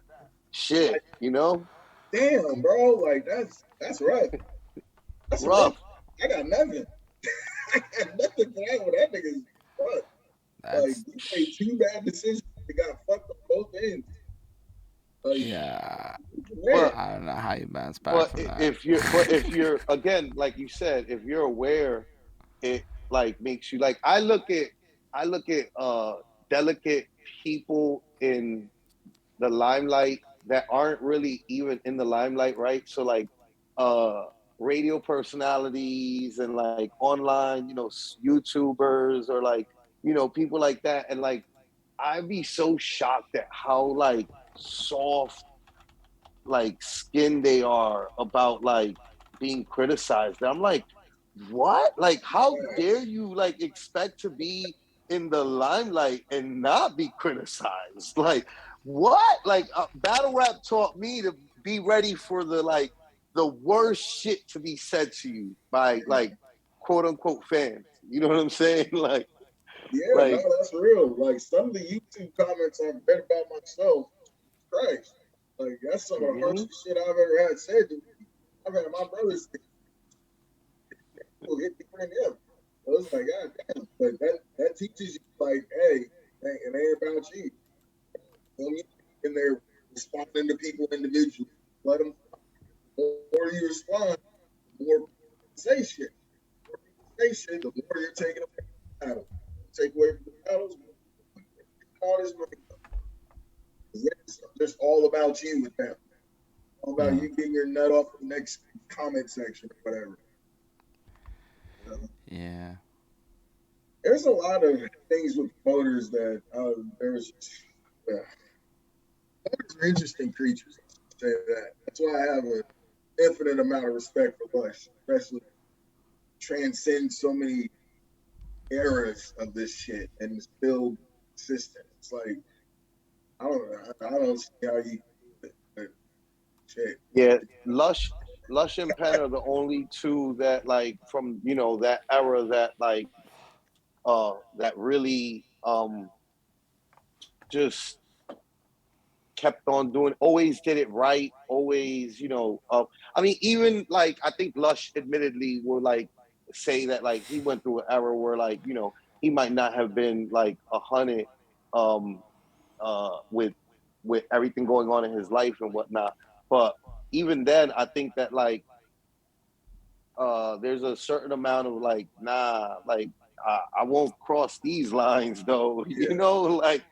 Like for the most part, like they've like both of them have impeccable records really, and like it's because they're such quality people and like they really put on, like they really do a lot for the culture. That's the biggest thing. That's what it was very rare, especially between that 2016, 2018 time period, anybody that was solid about their word as like everybody was trying to. It was like there was a mad scramble to get noticed by snack or organic, and people were doing weird shit just to get noticed. It's like you're the promoters though. Like you're not. You're not. Your job is to make sure your boys get the eyes, not you, so that they can co-throw an event or whatever you're trying to do. But there was a time we were so trying to make similar. a I guess for nothing changes. nothing. Like it doesn't matter the genre. The promoter shit is kind of very similar.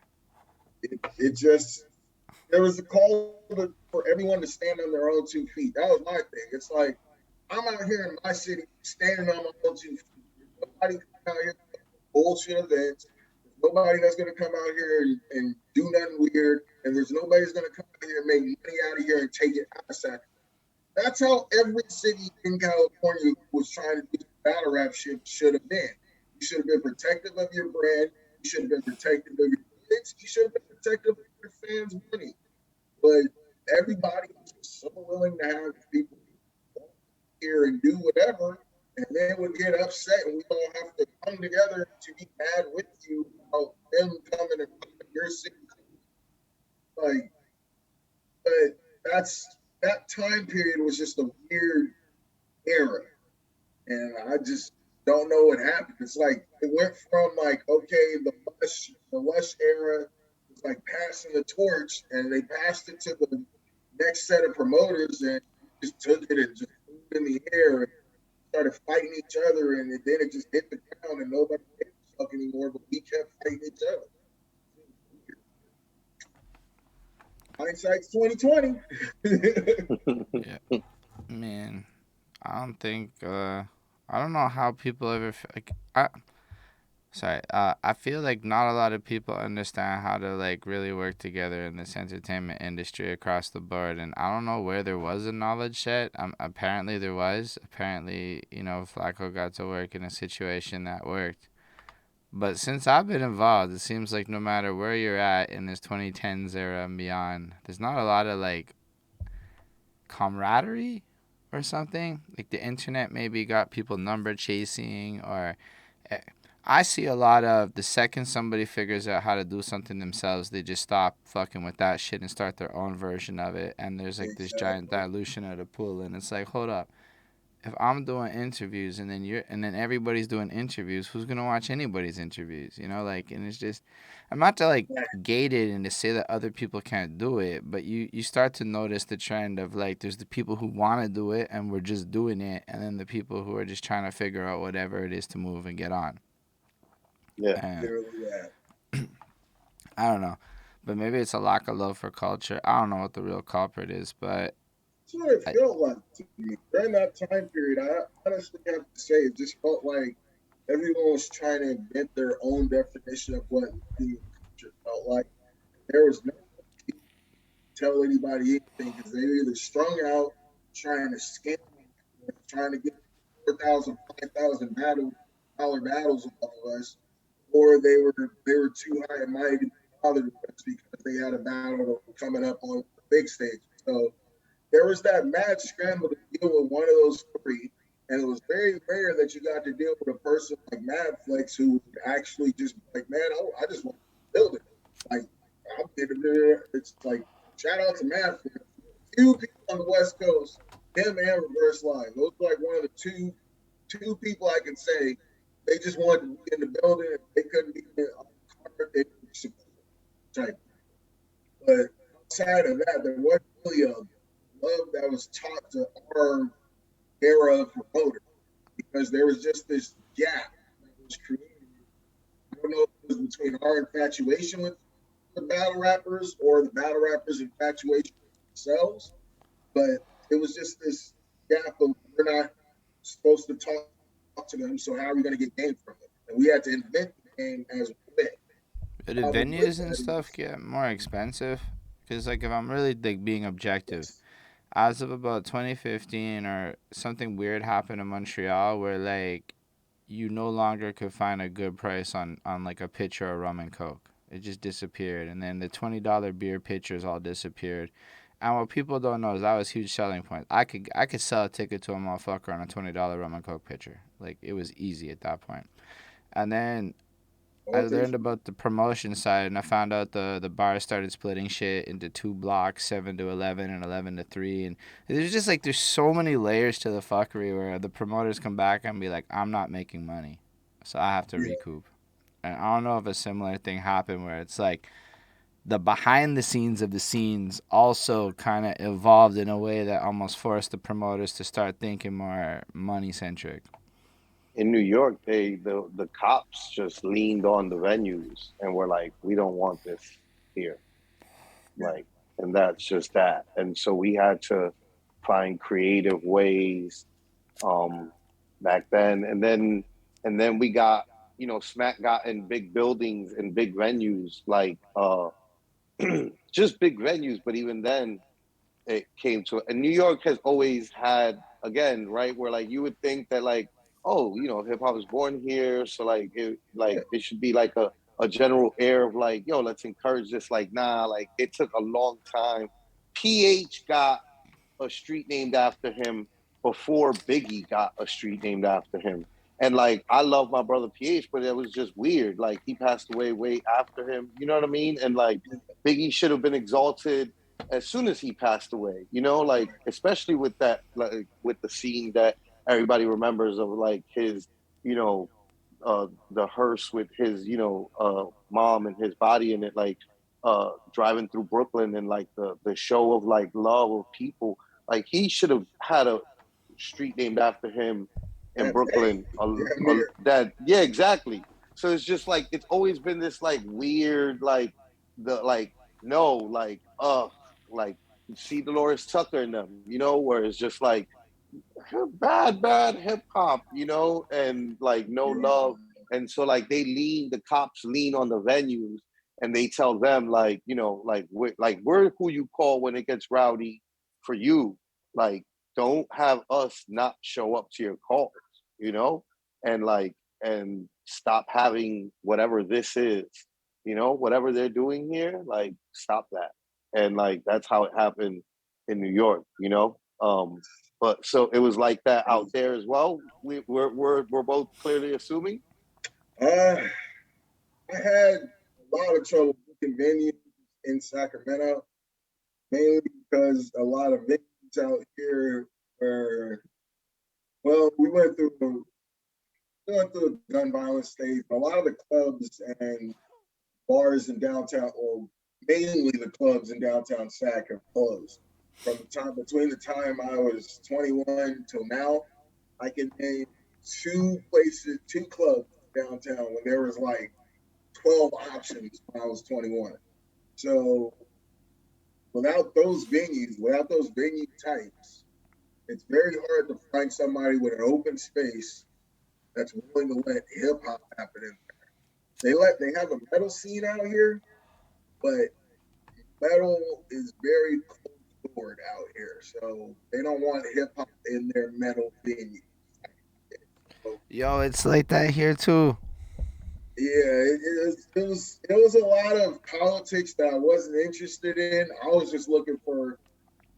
just wanted somebody that was willing to take money for, and it's like, I don't care who, what, when, whoever will take the money. And that's where we got in contact.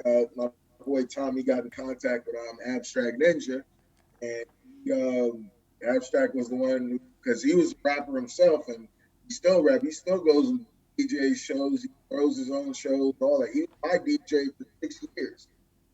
So like, he's always been a DJ. Happened to have a venue at that time when we were incarnating, and it was the perfect vibe because it had graffiti, hip hop hats, hip hop clothing, skateboarder clothing. So like the backdrop was just really dope to like all of our early battles, and he just wanted to be there. Then they had this big ass backyard. Everybody smoked back there. Everybody. So we were just chilling after events, and cops usually wouldn't come and fuck with us unless we was out there till like 12:30. But like, got a big ass backyard, nobody tripping. So it was a nice place. The aesthetics were perfect, and we got lucky with that venue. That was our venue for like 3 years before it got closed down, basically, and we had to figure out other shit. But by that time, I had enough respect in the city, and people knew what I did, and we heard about like how I did business, so they weren't really tripping. It was more so how much money they could get out of me out of the situation. So the price would be higher for you than say other events. I found that out the hard way. I found year two. I would have to pay a deposit on most places and have 2 California licensed security guards at the door, sure, blah, blah, blah. And then after the security deposit, where I would have to pay the regular venue rental. If there was anything wrong, that security deposit would be out of thing. So usually 7 times out of 10, I wouldn't expect the security deposit back because, oh, somebody did this in the bathroom that was a day before, and it was worth 600. I don't care. Thank you. It's always like that. Like, magically, the thing that like happened is like the reason that you get to keep the security deposit and shit. oh, you were like like for us it was a bar minimum and shit. And like the security deposit for the bar minimum would sometimes be like half, which Yeah, was not customary. But yeah, like for us, yeah, the bullshit, and and we'd have to, and then it'd be always some bullshit about like, oh, like you were like $60 short on like reaching the bar minimum, and it's like I'll just give you $60 and you can yeah, give me yeah. back my deposit that was way more than $60. Like, what do you mean? I Thank can you. just buy $60 worth of drinks right now. Let's have shots, guys, to celebrate the success of this event. like That's no, wild. Like that. yeah, Oh, but yeah, then I ended up finding out there's one venue, I ain't gonna name it, but they had me basically $800 on the rental, not including what I had to invest in security guards, not including the what I had to pay the door girl, all this shit. And so it came out to about 800 plus like maybe 400, $500. So about $1,300 just to rent a place for about 4 hours. Turns out the punk rock show that was happening like 2 weeks later got the venue $50 and that's it. No security guards, no deposit, just $50 an hour. So I basically paid their rent for the month, and now they need hmm all the people that actually do. Sorry to all my punk rock fans. I've been to enough shows. I've seen mosh pits. You guys fuck up more venues than I ever have, and yet word, you guys get the best prices on venues somehow. And I was over here paying like $1,200, $1,300 paying other people's rent in a rent format, Mm. damn near, just to yep, get venues for people. So yeah, people don't know how hard sub promoters had it compared to ones that look like a Dylan Von Face who was able to sweetheart Nah, their way man. into getting venues. Bro, yeah. it's facts. Nah, I definitely empathize and know the bullshit of dealing with like calling a spade with a spade. Like it's racist shit. You know what I mean? That Yeah, might as usually, well be at that you point. know, Honestly, I'm gonna because take it. But because like like niggas with hats, like what? yeah, Like for real. Like, because it happens exactly like that, identically. Like, you'll have a shitty at EO Dub end of the week, like the venue that that show would happen at. We would like Pyramid. That was our home for like forever, and like they had some shitty like house music party that would happen. That it was like I love house music, and I went to it one time and was like, this is shitty. Like, and the crowd is dead, and it was just not the wave, and the DJ was trash, and it was just like we're clearly your like bread and butter. Like, why won't you treat us with more like appreciation and respect? Like, you know what I'm saying? Like, that's yeah, it. That's how I felt in Sacramento. Like it's like during that time, it just felt like a bunch of bullshit. But once it just felt I noticed once I started working specifically with, I hate to say it, black promoters, that problem, black building owners, I should say. It seemed like that problem seemed to vanish over time. Then I work. realized I need to only specifically black building owners because everyone else is scared to death of my product. They know they want my money. And Mm-hmm. it's like you can't have both. You either want my money or you're scared to death of my product. But they Mm-hmm. thought they could be scared to death and get the money. And it's like, Greed. yeah, it's fucking. So once we eliminated that fear and we started getting involved with people who are actually like black business owners and had done business in LA, Oakland, all sorts of places, Sacramento was just whatever, another city. That's when it was easier to throw events. Headache free, literally headache free. Headache free, because they realize they're like, you crazy. Sacramento is like nowhere near as many headaches as I deal with in LA. Nowhere near Exactly. as many headaches as I deal with in Oakland or San Francisco. You know what I mean? Like way Exactly. less, headaches. And it's just like they're gonna be more appreciative of the business because they're like, you're doing square business, so You know what I mean? They're like, this is guaranteed money. What? Like, why wouldn't I? I already know. Yeah, those are some of the best. Those are the best years. There's a little warehouse that I forget her name, but it was a black lady, and she had a art gallery, like 3 shows. The best events I threw were at that warehouse because she was so stress free. And if we needed time extensions, she'd be like, just give me extra $50. Like, that's it? Like, Yes. extra out. Shit, we might end up fucking around doing cores. Like, all right, 200. Yeah. Yeah. But anywhere else, if you went over by 10 minutes, people was looking for me, damn near interrupting battles, walking through the shit, trying to find me. Hey, we're getting close to time, pal. It's like, motherfucker, I'm filming. Like, damn, bro. Like, you see the cameras, the equipment, and all that.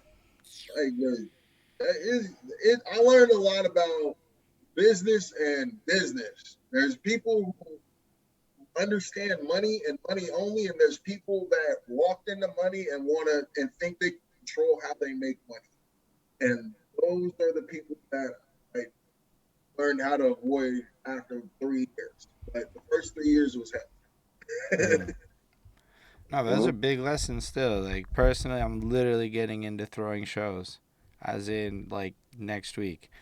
That's the first one. So it's like we all like. I mean, I'm like. Congratulations, and So hearing you say all this, it's like, it's good notes. I'll be like taking mental notes, like, okay, watch for these things in life. Yeah. Because it's good. It's good information. I mean, honestly, there's not a lot of people that I find who do promotions who really want to get on a camera and talk about their business and how they conduct themselves. I mean, maybe I just don't know them all, but I can't find that many. I've hit up a few promoters. Nobody really want to do the interviews. I understand. It's a lot, and honestly, for me, like, I'm at a point in my life where if I never throw another event again, I'm happy with the events that I do. So I'm not chasing some invisible dragon or whatever. So anything that I say that can deter someone who's towing the line or help someone who actually wants to do this, shit. I don't know. I had the same issue when I was trying to learn how to throw events. It was like every promoter had no tips about nothing. It's like, but your events are full. You're making money. You have everything looks like it works. Like, what do you mean you have no tips? It just seemed like nobody really wanted to give away the game time period. So I noticed the same thing, that just nobody wants to talk about their business. And maybe it's because they think they're going to cut their business in half, but it's like, your business should be solid enough that nothing you say should deter someone from being up to arguably, absolute fact. You should be invaluable to the point where there is no replacing. I always tell people, like, in my career, I train people that are under me to take my position, because if they don't, then how is there going to be upward mobility for me to move up to something else? Fact. And I don't have no qualms with like teaching people to take over for me, because you're gonna have to take over for me one day anyway. I might end up leaving. I don't know where life's gonna take me, but like, I don't have like a problem with, but people do tend to have like, people always have that worry, right? Like, you hear people at most 9-to-5 jobs like worrying about like training their replacements, and it's like, you should be invaluable. There should be no replacement, like, or you should also be like evolving. But like another evolving, thing, absolutely, exactly. And the thing about the entertainment game, as I understand cultures and scenes, is like, people wildly fear competition, but it's not really competition. Like, maybe if I'm throwing an event at the exact same time as you on the same day in the same neighborhood, okay, fair. But if I'm not doing that, it's not really competition. It's more cultivation. It's like, people need to see. Like, I had a comment on my Facebook that they've been watching me. I've been performing, going around Montreal, just kind of integrating into the scene, but also showcasing how much is actually happening. And we're getting comments like, wow, I haven't seen this much activity since back in the day shit, things like that. And it's like, yo, you really need almost multiple promoters. Like, there needs to be almost like a conglomerate of promoters working together to fully cultivate a scene rather than it being a competition between promoters. Because it's just weird how promoters get so, like, possessive sometimes over, like, everything about this. Like, I don't personally understand it. But the logic would be if we're all like, okay, cool, I got this week, you got next week, this week, and we split the work, build up the scene, and keep it alive, you'll just get people coming to it and staying over time, and everybody wins. Because motherfuckers that are going to go every week are going to go every week, every event, everything. That's what we're all trying to find. A built scene is way more important than you make in your overhead. But people don't. That was the biggest thing, is people couldn't see the long term. They're too busy worried that the camera would go away in the next moment. And it's like the camera focus doesn't go away if you're controlling the camera flow. If you're uploading the content, you control your narrative, you control your focus. So if you got your focus, there's nothing that's really stopped. But people were really, really worried about losing their spot during that time period. So you had to do the next popular promoter was doing in his thing or whatever. If there's something somebody was doing on this flyer, you had to do that. If somebody was doing this in their trailer, you had to do that. If somebody was using a video guy for their trailers, if your trailer didn't have this tag, your trailer was shit. And I think that's the general energy that's gone around in society, period, globally.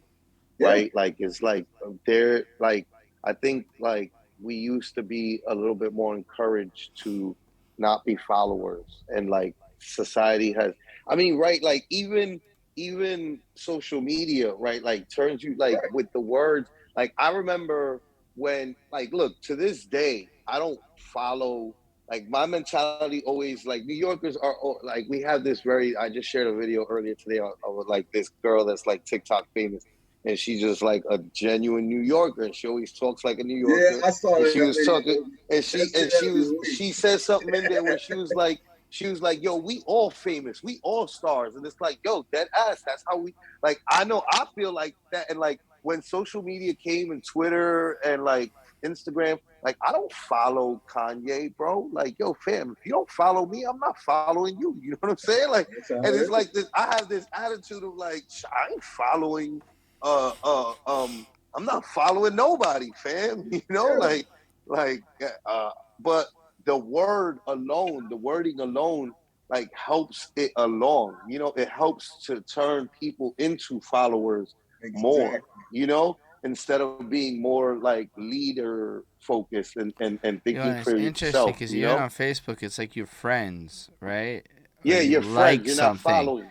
Or you like something. And you can follow these things, but they're technically separate features. But then you go to TikTok and Instagram and Twitter, and it's all follow. And then if you go to YouTube, it's now subscribe, which is a whole other word that's even a deeper level of commitment in a sense. Right, because I mean, when you think about it, though, it's different because it's not like you're giving content out. So it's like, yo, subscribe to the channel because there's content being produced.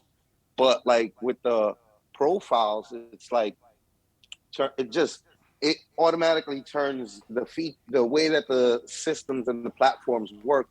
It turns people into being able to be more, you know, liable to be followers, and it turns society. I think it's nudged along.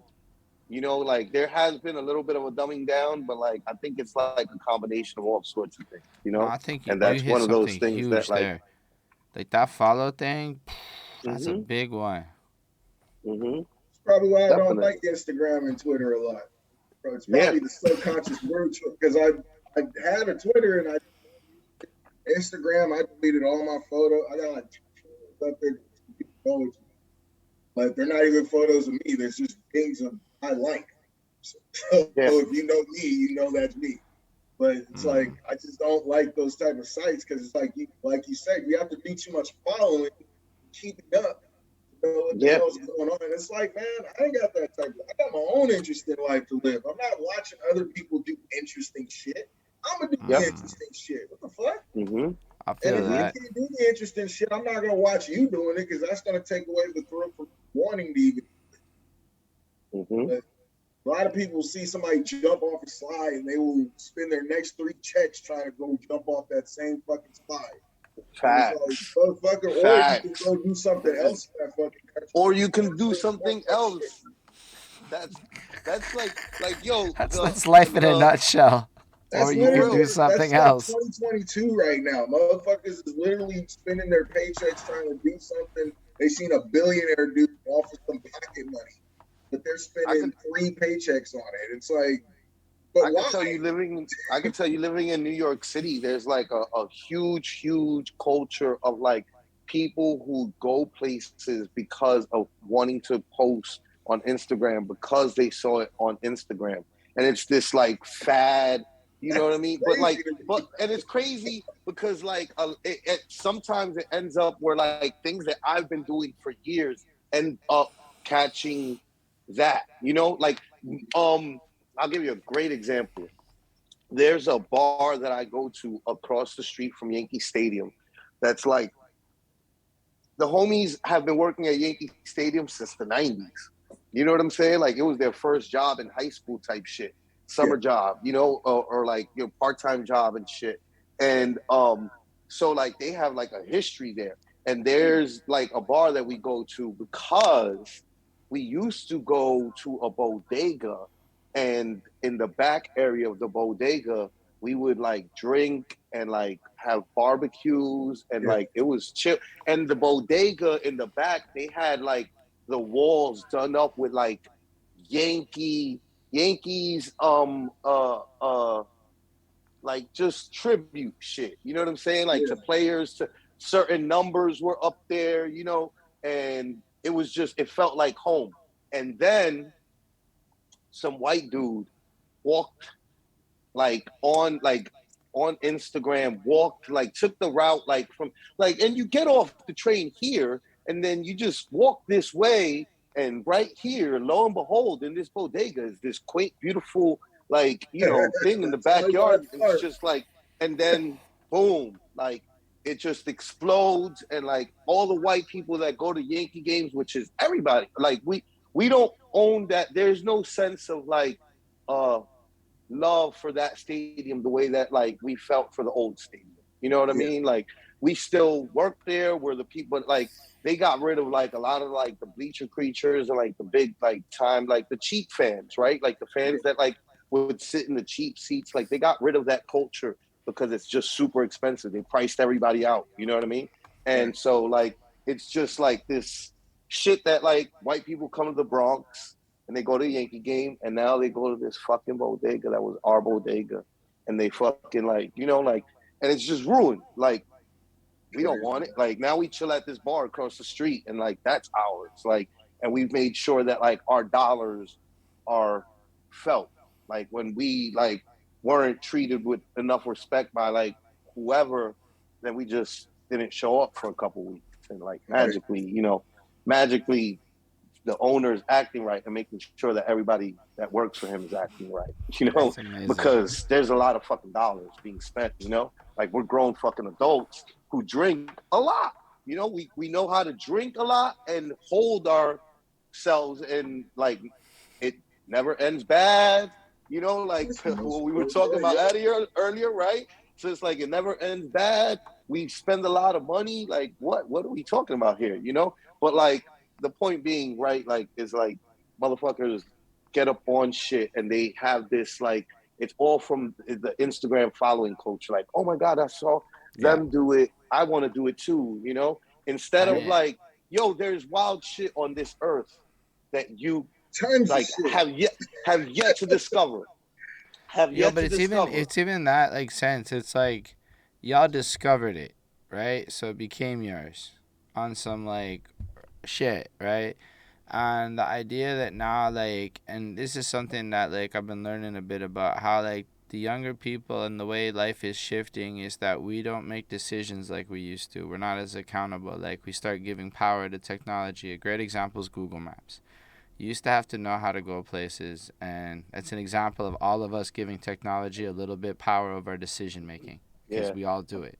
So this trend has led to a lot of people, like, imagine like going on a vacation or whatever. Now it's like you got to go figure out what to do and all kinds of details and shit and I could understand tell it all. you to cut you off and add to what you're saying. Let me tell you something. The other day, I was on the road doing a road trip, and I decided to like stop looking at the map and just look at the as a passenger, right? Like I was like, but I'm a good co-pilot. Like I always make sure that like drivers take care. Like I got the music, I got the GPS, I got you on everything that you're gonna need. If we smoking, then everything's already rolled up, et cetera, et cetera.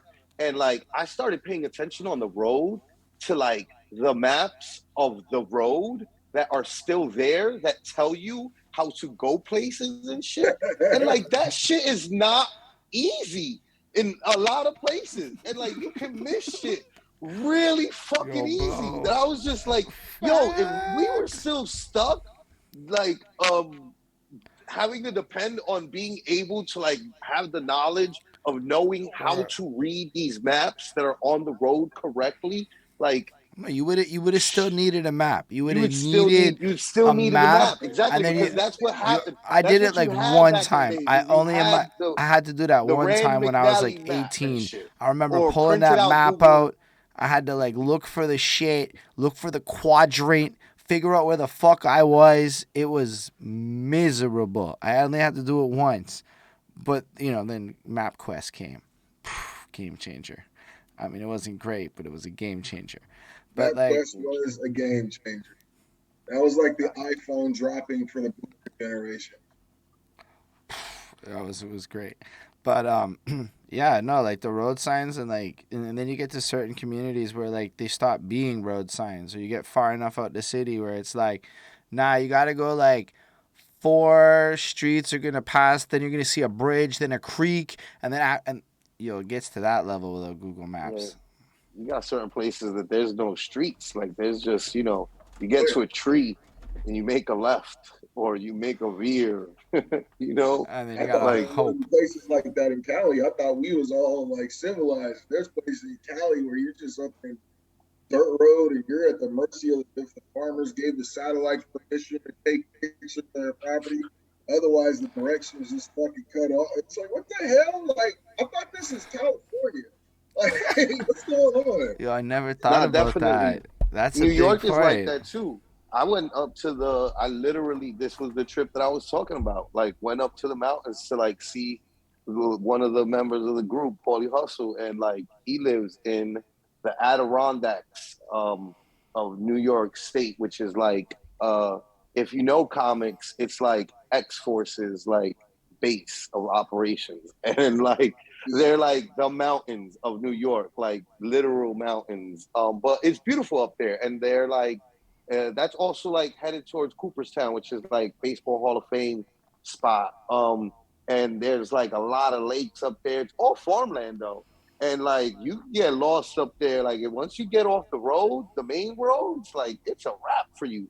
Like you better know where the fuck you going. Like you better have some like, and there's no signal.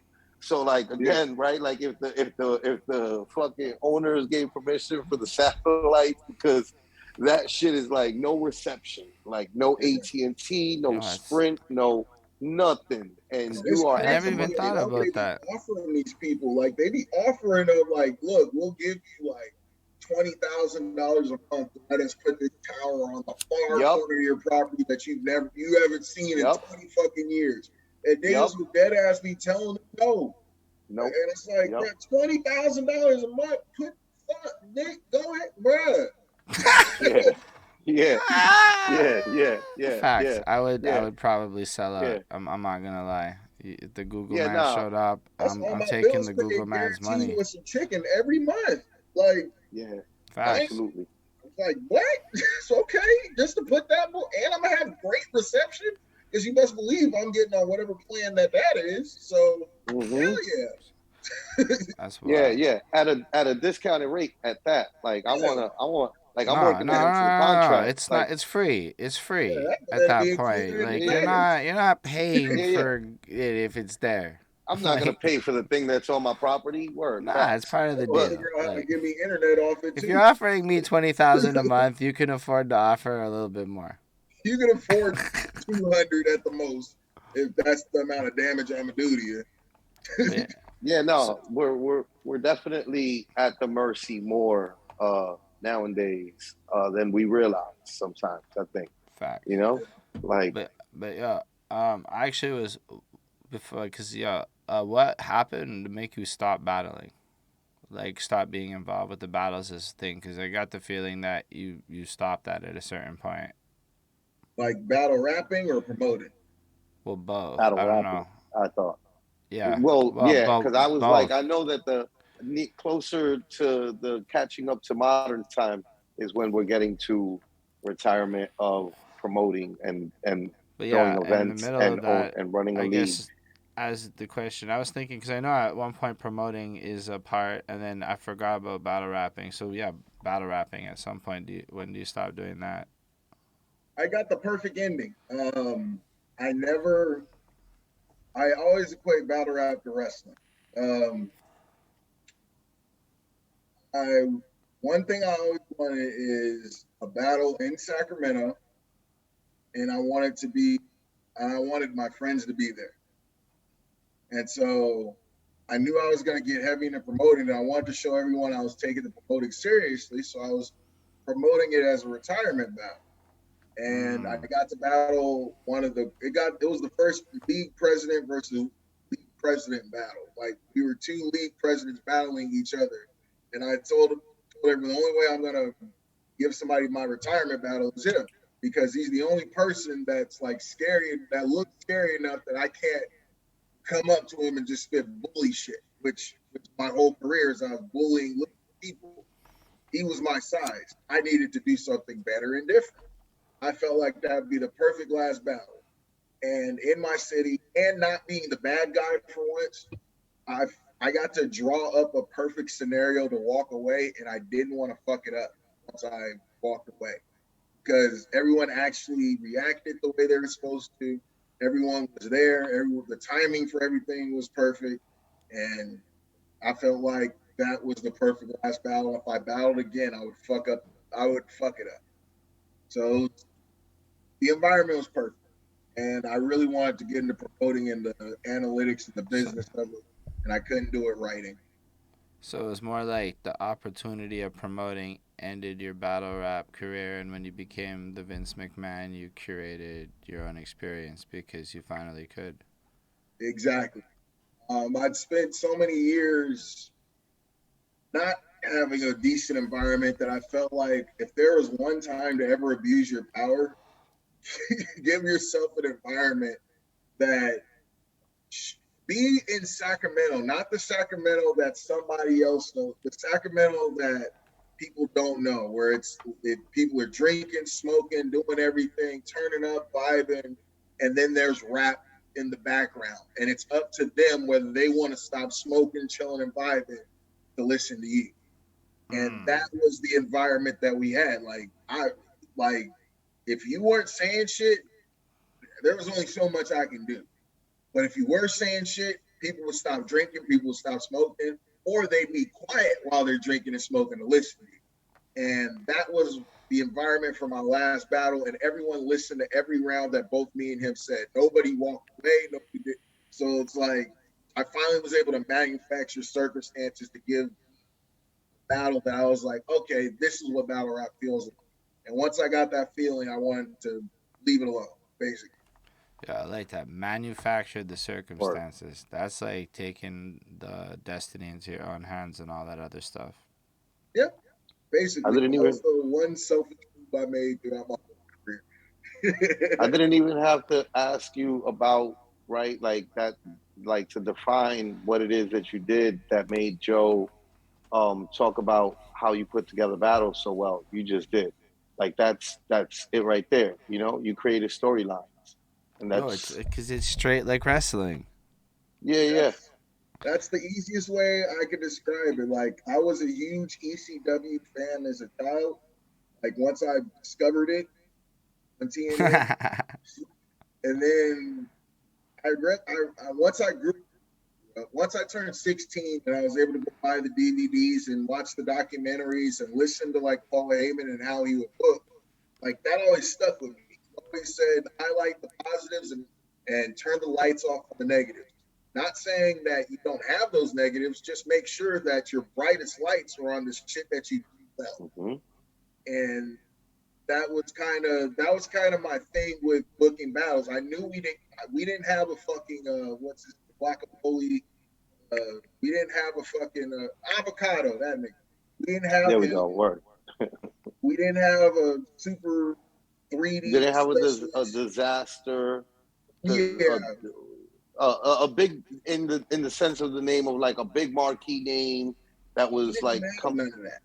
Right. We didn't have a superstar host. We had a very little to work with, and it was about highlighting how good the battle rappers were. Even if I had to put 20 on it, it was about saying how much better they are than what you guys are being fed.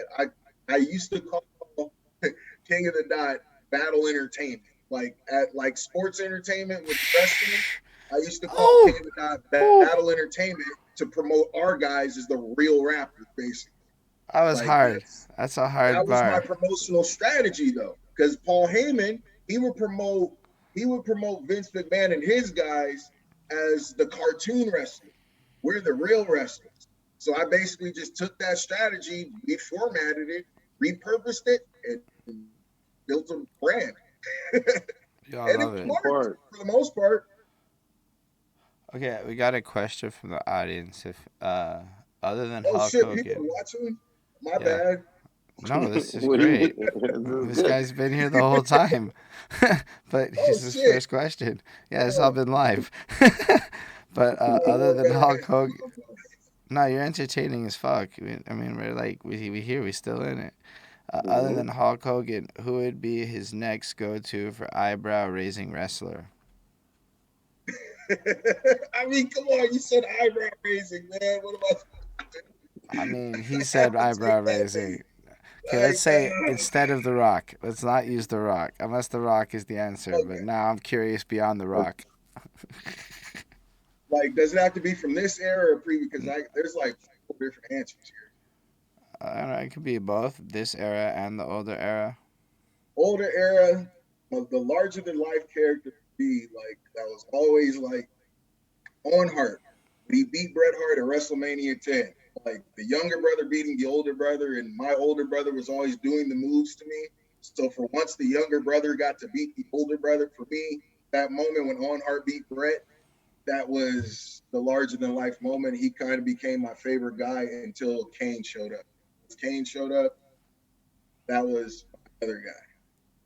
Which one of them were one of the Hart brothers the one that was Blue Blazer before? Owen Hart. Owen. Yeah. Yep, Blue Blazer was Blue Blazer, and what's his name with the Coco Beware were like my favorites, bro. Yeah, those were my and then my favorite tag team was the Rockers. That was just, and it was because all of them were like wild athletic and just like, you know, fly about that shit. Like in the land of giants, you had guys over here doing like drop kicks off the top rope and diving on like one of my favorite matches that I still remember, tag team matches, the Rockers versus Akeem and Big Boss Man. Like you would think those guys would have gotten killed, but they spent the whole match flying around, kicking their legs, like sliding through their legs. But the 2 times they did get hit, bang, they went down and they ate it. And like for real ate it, but like there was so much good psychology in there. I just wish modern era would take some of that old psychology and apply it. If you get hit by a big guy, stay down for a second. But he's like, this is the basics, bro. Come on. That's the basics. We ain't gotta reinvent. If you're 5'7", lucha libre guy, and a dude that's 6'5" smashes you in the head, it shouldn't be popping up like it was nothing if you're trying to sell the Yeah. art. At the right time, it does make a cool moment when you do get up, but not every moment. Right. That's kind of the same thing with battle rap. It's like rebuttals. If you rebuttal every round, nobody's gonna give a fuck. But when you hit somebody with that rebuttal at the perfect time, they're throwing babies in the air and everybody's happy. Like you can't. There's so much I wish that battle rappers took from wrestling that could have made them better. Like just timing, selling, psychology, all that. So, after you get like this warehouse for 3 years and stuff, you said that's the best part. What stops the warehouse situation? So the artist ended up. She was actually a very successful artist. She sculpted. She sculpted like sculptures and things of that nature. And so she was selling those things, and she ended up getting a major contract again in LA. So she ended up moving back to LA, and she closed up the venue. I was actually one of the last people to the event when she was in charge. So, but I mean, it was a good business situation for her. So, very sweet lady, worked very hard. So it was great for her. Right. I mean, that's a good ending at least. Like it's a happy for her, even if it's not as happy for you. It was crazy when she took me she took me up to the attic and she was like showing me like what she did, and it was like when she showed me all the stuff, I thought she was just like a reseller. Like I thought she just like found the stuff and collected it. She like showed me all the stuff. She like makes the porcelain herself. Everything is handcrafted in this warehouse. Like when we're not throwing events, she's got tarps all over the place, just making porcelain, making paint colors, craziness. But she makes good money and she got a deal doing that shit. So, and it's dope to see black women winning. Word. Big facts. Big facts. So what happened like for y'all after that? After that, venue happened. I basically started paying premium prices. I couldn't find any more reasonable venue owners out here, and I just paid what was asked at that point, and I gave up that fight. Let's say that. Right. Work. How long did that last? Like up until the pandemic. Literally a month before, like I threw an event 1 month before we had lockdown. But the funny part is, me, the president, a lot of people got sick at that event, but that was before we all knew what COVID was. I know there's that whole conspiracy of everyone had COVID before the, but we all legitimately got sick at that event before we all knew what COVID was. Right. And that was kind of, once we found out was COVID and how deadly it was, that twisted my mind. I cut off all operations from there. Right. And it took 6 months after the lockdown ended for even throw an event again. Right. And even then, it wasn't the same. I had no passion. I lived real life for too long during that 2-year period. I wasn't in the house a lot. I was outside. I was talking to people. I was outside of the battle rap bubble. I got a taste of what it's like to be a human in your 20s at the time and transitioning into your 30s. I like the responsibility and accountability it took to be an adult, basically. Right. And I realized if I stuck with battle rap, I would keep those responsibilities off the side because it would be about making sure the next event happens. So I threw one event. I had a plan to throw 3 last events. Threw an event, half the card canceled. That bullshit reasons. I understand, but I've had people who experience death through the week, and they still found a way to be at the events. Like my original soldiers from 2016, 2018 with shit and still showed up. And those are the ones that are on the SMAC cards, on the KOTV cards, on the GTX cards. But the motherfuckers that think they're going to make it now can't even find a way to coordinate train schedules. Like can't find ways to like get a homie to the event. Like niggas ain't even got homies. Niggas just show up to rap aggressively and leave. It's like, what are you doing? Like, who are you? Why are you here? You just so you ain't got no homies, but you showing up here yelling at my niggas? Like, what are you doing? What are you doing with your life? Like, if you ain't got a car, you shouldn't sign up for extracurricular activities, as I like to call it. And unfortunately, battle rap is an extracurricular activity. Who told you need to be doing this? So why is it my responsibility to figure out your transportation that you asked me to be a part of? Like, Facts. But that was the mentality of, and I lost so many battles on that card. But then it was like, you know what? I still got my 2 event plan. I still need to throw a 10-year anniversary show. It is what it is, blah, blah. So my next event, I had 7 scheduled battle or planned battles. I dropped the flyer. Literally 3 days later, I have 2 battles left on that card. And I got to figure out a way to make that event happen within 2 weeks with 2 battles. Because I'm like, I'm not canceling this card. Fuck it. We're doing this. This is my last one, though. And that's how I'm marked it. It's like, if y'all want to come kick it with me, this is my last one. People thought I was joking. People thought I was speaking from a place of bitterness. I was dead serious. I can't deal with grown men who are not accountable for themselves. Right. And like, shout out to my man's Mellow Ozzy. This dude used to come, my last 2 events, he drove down from freaking Washington to Sacramento and battled on the cards. Both of them. The state? The state of Washington, where Seattle's up at. I get DC mixed up and all that. But wherever Seattle's at. I believe it's not like daunting, but it's a drive. That's like, I think, like, what is that, like 5 hours or something like that? It's a pretty decent stretch. I would fly it. Let me say that. Like, I would fly it or I'm not going. That type of trip.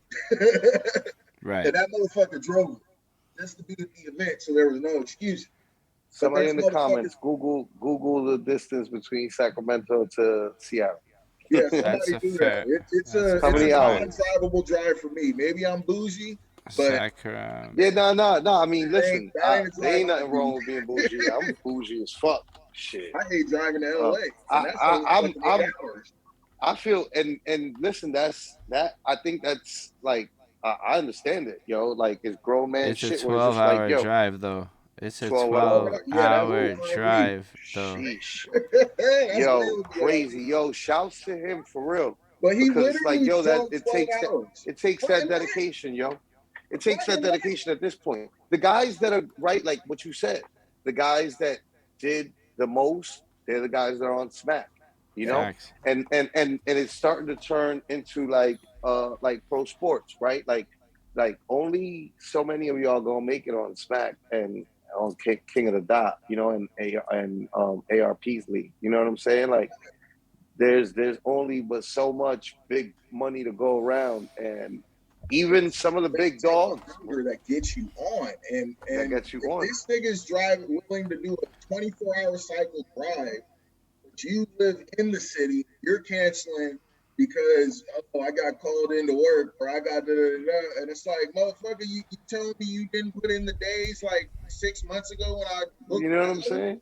Like what? Like he's probably gonna be like, no, I just got this job 3 months ago, and I can't. It's just like you do know you got to get your life together before you try to engage in life. I be ready to. I be talking wild shit. I be like, yo, people need a license to have kids and be in relationships. Like you should have a license that you get to pull out. Like, yo, girl, I'm certified. Like I'm licensed to be a boyfriend. I'm licensed to be a potential husband. I'm licensed to be a father. You know what I'm saying? Like, I got my license, girl. I'm even fucking licensed to be a side nigga. I'm an official side nigga. You know what I'm saying? Like, goddamn license out this bitch. Like, you can't be just willy-nilly fucking up everybody's fucking lives. There's no accountability out this bitch. Facts. Everybody's just, you know what I'm saying? Just like bringing their shit energy into the world and like making the world a worse place So, for all of this- us who are trying to like improve it.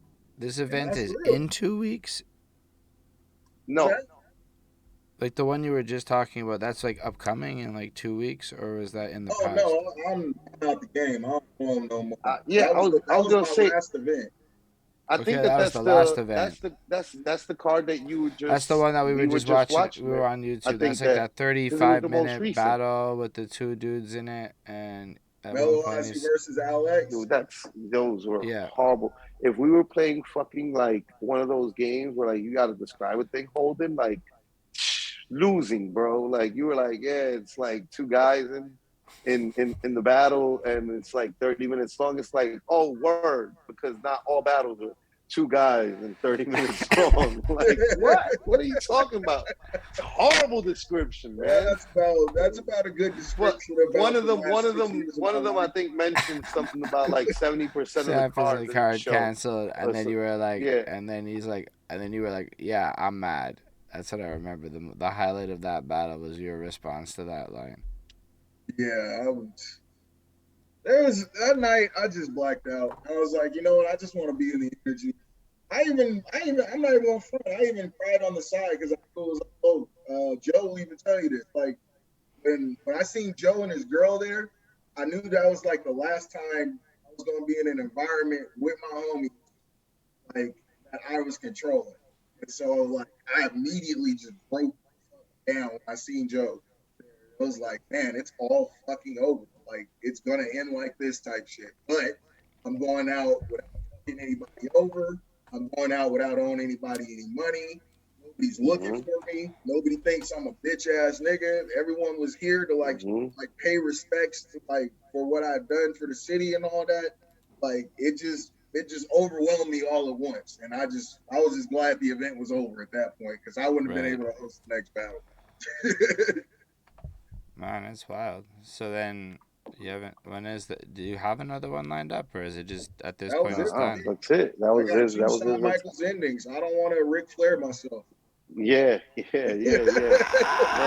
Okay, because I watched his retirement match in 2004 or 5 or something around then. I watched that shit. I went to the whole ass movie theater because they were like airing it, and that was a big deal. I was like maybe 19, 20 at that point.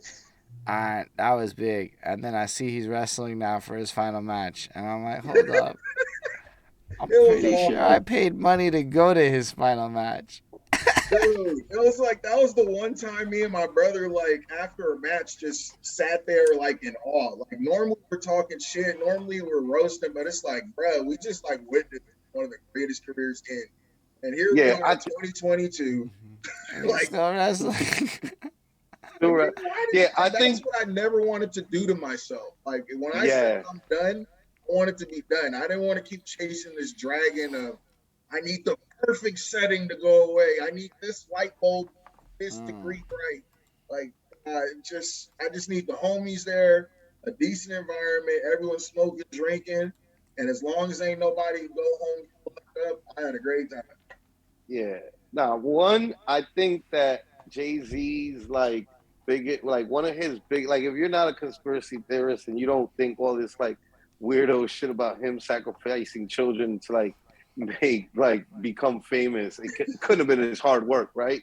No. Right, like if you really look at it, like he took some losses along the way, right? Like some people count Ether as like a win for Nas, and there's just certain L's that he took, right? But like I think that the one that like I looked at him actually like L was the retirement one. You know what I'm saying? Like saying that he was gonna retire, making a big show about it, making a fucking movie about it. You know what I mean? And then documentary about it. I forgot. I bought whole documentary. It was a great documentary though. It was great watching old work behind the scenes. And then seeing Timberland, Kanye, Pharrell, like so like you know the era before we got to see all that shit too. There was no us on there was no, that was new to all of us. That was not new. all of us, but to me it was new. Yeah, like, that level of access to people that big, that was new at that time. Yeah. but that was definitely an L. Like it was like, yo, you can't be out here fucking retiring and coming back, bro. Like what's Yeah, wrong with every you? other You know what I episode mean? and shit. Like, nah. And you know what? Also, to add on to that, when we had Joe on last week, I asked him, right, because I was like, yo, you know what? Like, ironically, you know, like you battled on Grind Time, and like GTX is making a resurgence, and like I see a lot of people like in the Facebook group for GTX. I don't know if you're in that group, right? Like, all right, yes, you're like you're not really missing much, right? I mean, there are, you know, we are a little, there are a couple people in there that I'm like, oh, look at these adult, know how to speak like grown men fans and be objective about battles. Look at the growth in battle rap and shit. But like, there is a lot of fuckery that happens that you're just also like not missing out, you know? But like, I see also like a lot of guys from the era throwing their hat in for like battles that I'm like, I don't know, like this is for you. Like I think that when they say, you know, I think that when they say, you know, like, oh, this is like a welcome door for everybody to come back, they're really talking about the guys that stayed busy throughout and like maybe like created a great buzz for themselves at some point, like Joe did. You know what I'm saying? And like and so like I was like, you know, I think that he more than like anybody else would have the like right to be like to throw his name in the ring or to like I was wondering if he would accept like a nice payday, which I'm sure, you know, there would be, you know, for participating in a battle. And he was just like, nah, man, he's really like, nah, like he doesn't want to battle no more. And I respect and appreciate both you guys uh uh just dedication to like, nah, like closed chapter, closed I'm chapter. ready. You know what I'm But I saying? also Like like the closed fact chapter is that, closed chapter. but like it's also like in both cases it was attached to like this evolution. Like in your case, you're literally like COVID came and I went outside and I met the rest of the world and I left my bubble. And now that I've met the rest of the world, my bubble is less appealing. And I want to be in this part of the world. And I can't hate that. Yo, that makes sense to me. During Yeah, COVID, I learned.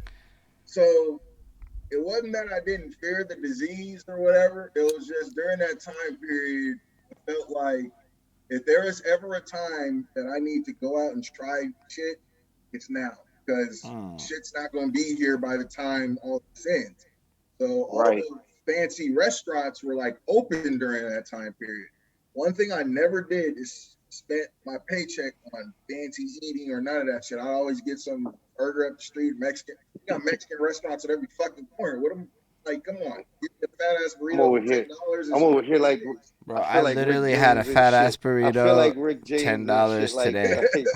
That's what I here. had for lunch. Come here, let me welcome you into this like fold. Very That opposite is ends Gotta here. be, boy. I went to one restaurant out in El Dorado Hill. It was. I remember there's a doctor when I used to work for Kaiser. There's a doctor that was telling me about this place that he took his family, and so like I was just bored one day, and I'm like, let me see if this place is open. Lo and behold, it was mask policy, none of that.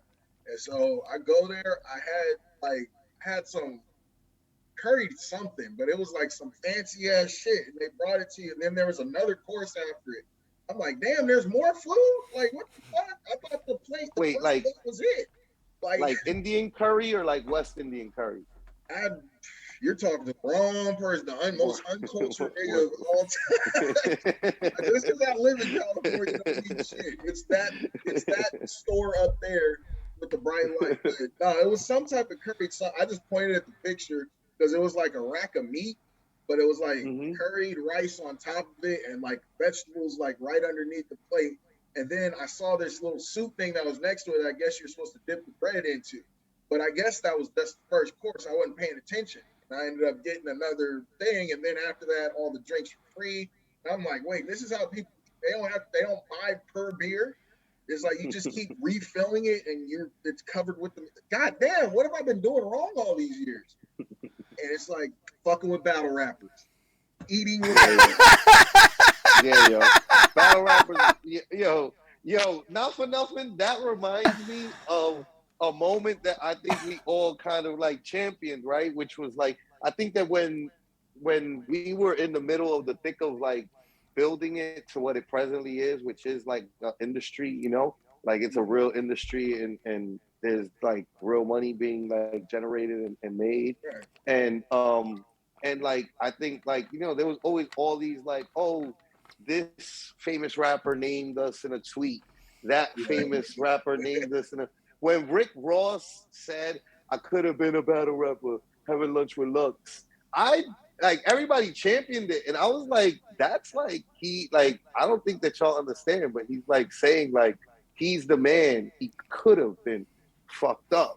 Like a battle rapper having lunch with Lux, bro. You know what I mean? Like, because that's what he's really saying. Like, nah, man, like, this is not a good look line. Like, this is like a well-known, like, yo, this is like, nah, there's definitely that's real. He could have been down bad. He could have been down bad. You know what I'm saying? Having lunch with Lux, like, which was not what would have been the wave. Like he definitely has a way better life. Not to lunch with Farrakhan, but if I get my pick, I know what I'm picking. But yeah, so all right, now that you retired and like last event, like what's the plans moving forward? Like what's next? I was looking into I actually had an event promotion idea, and I would just give it out. I want to see somebody make it happen because I know it's a good idea. I was essentially gonna try. I want to like rent a venue once a month and get like 3 or 4 artists in the city, go to their neighborhood, film them talking about what inspires them to do music, why they want to do music, do like an episodic thing building up to the end of the month where you're seeing these 3 or 4 artists perform on stage. Then like there's some type of poll, whether it's a live audience, if we could build it up to that, or like the internet audience will say who won, who they feel won the showcase. What we do is like take that person and like pay for like 2 hours of studio time, promote their next song, blah blah blah, and then they'd be champion. They'd be the headline performer for the next week. And then like after the next series of like 3 people that battle, they'd have a chance to go against the champion. But this is all, we're talking song lyrics, original content, getting beats, making up your own lyrics, shit like that. So it's like challenging people to do original shit and recording them for it type thing. Like that was an idea I believed heavily into doing. And then I realized that those venues are going to cost money, and Sacramento's not the best place for it. But it's an idea that I really think that people can eat if you just force originality, really. Facts. That was kind of what I wanted to do, was like a little showcase of originality. Fair enough. And I'm sure I'm chilling. I'm playing the stepdad life. Yeah. enjoying the world and shit, and like restaurants and like meeting people who are not unlimited in that drinks like, battle rap bubble in the meal. That changed my life. That changed my life when I stopped. Honestly, I didn't realize that was a thing. I'm not even gonna lie. That was what changed my perspective on all of this. At first, I thought like I needed battle rap and I couldn't see myself doing anything outside of battle rap. And then once the second I got outside of battle rap, it's like, well, I can't see myself staying in battle rap. And that's a super interesting perspective. Just this whole interview is like you're a very interesting person with like a wildly unique story that is just like, there's so much to learn from it. Like you go out on your reputation's intact. You curated what you wanted and you struggled to get it. You persevered, and now you are literally equipped to go make whatever bags you want in the future on your own terms. Basically. That's lit. I'm ready to get back out there, when I'm ready to try the promotion game again. Hopefully by then I'll have more cured ideas than how it came off now. But like basically, I see myself relaxing and just trying to build a future with someone I care about. Nice. Never say never. That's what I'm always told to say. But when it comes to battle rap, I know for sure never again. Yeah, I respect that a lot. Yeah, nah, I was telling Joe that like I felt the same way about like I see these people in this Facebook group trying to vie to get on the GTX stage, and I'm like, I think I might be a better name to be on that stage than you, and I don't want to be on that stage. What are you doing, my guy? Like, nobody's heard of you since then. Like, you literally just came out of nowhere. I totally forgot that you were even a Facebook friend of mine. Like, what the fuck? Like, where the fuck did you? People that would be like popping out like that too. That I was just like, what? And I just don't, you know, I'm not. I could do, but my thing is like I could do. I could come back to host some shit. You know what I mean? With way less. First of all, knowing that I'm gonna get paid for it, down for it. You know what I mean? Like that was like one of those. You know what I mean? Like knowing that I'd get paid for hosting, like down for it. Doing anything ever again, quote unquote, for the love of it, like man, those days are kind of past me. Like Facts. I don't even know what that means anymore. like yeah, like I've given all the love. Like how much more love do I need to give? You know what I mean? Like the table. Like shit, you know what I'm saying? So like, but I am like down. Like I always keep up with, right? Like I love it enough to keep up with it enough, right? Like I'm not like the same fan that we were back then, right? But I am still fan enough to like broadly keep up, you know. And yeah, that's my extent. Keep up with, and that was my champion next. I don't watch his opponents rounds because but I will watch next rounds every single fucking time because like I know it just amazes me the years and years worth of content that he's had, and he's still able to be original. He's still able to like, what the fuck is he gonna say next? Like, he's one of the few, him and Av. Used to be Big K, but like Big K already, you kind of know what you're gonna get with Big K now. Yeah. But like Av and like Next are like the two guys are just like, what the fuck can you say? What else can you say? You fucking haymakers your way through every building, and it's like, what the fuck? You still got more. Like it just, there's two. He's one of the people. Outside of that, I know I can't watch it with the eye that I'm supposed to watch it with, which is a non-technical eye. You're supposed to watch it for the reactions and for the energy. And I can't watch a battle like that. I was watching you guys rap, so we weren't allowed to watch a battle for energy and shirt grabs and shit. That shit, that's not real, but like it's real to this generation. Right. So like you can't win that argument. So like I can't judge it with the eye that it's supposed to be judged with, so I can't watch it correctly, and I just don't understand it. And if I don't understand it, I'm not the best person to sit here and be criticizing. Be fair. Not gonna lie, I think that like that's one of those moves that like I actually like it. I just hate that it's so overused. But like there's a use for like the one dude out of nowhere, but it's gotta be genuine the way it used to happen. You know what I mean? Like that one dude out of nowhere that comes in and is like, what did you say? And grab me by your shit. You know what I mean? And you're like, yo, you gotta chill out, bro. Shit. You know what I'm saying? Like it can't be pre-planned and like you fall into it like super hot fire and like nah, like I would have been like, yo, what are you doing, sir? You gotta relax. You know, that should be the natural reaction, you know? Like it shouldn't be that it's so overused that like guys are like leaning into it and like waiting for it and like planning it. because it's just like, yo, that takes away, that dilutes the flyness of it. You know what I mean? Like it's a fly move. It's just like too overused. You know what I mean? Like, it should be in every battle. The opening fucking battle, the guys that I'm having try out are being like ascended and shit. Like, stop. Like, everybody's not that dope.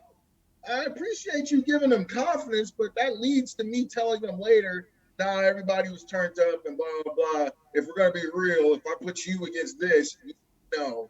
So, but everyone was turned up and they wanted to see you do good. I hate having that conversation with people. Right. But I had to have it plenty of times because of crowds like that, man.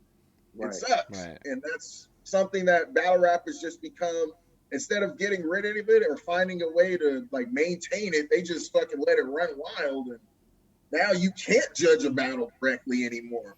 It's like, I had the crowd going wild. Okay, but you wasn't saying shit. But the crowd was going crazy. How is this an argument? Like, why am I arguing with you about this? That's how it goes.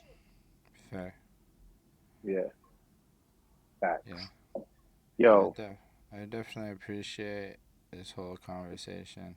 This was a great conversation, bro. I appreciate you. This is the first time that we, you know what I mean, like gotten to interact like this. I look forward to meeting you in person one day. You know what I'm saying? Like, I fuck with you genuinely, like as a person. Like I could always tell, you know.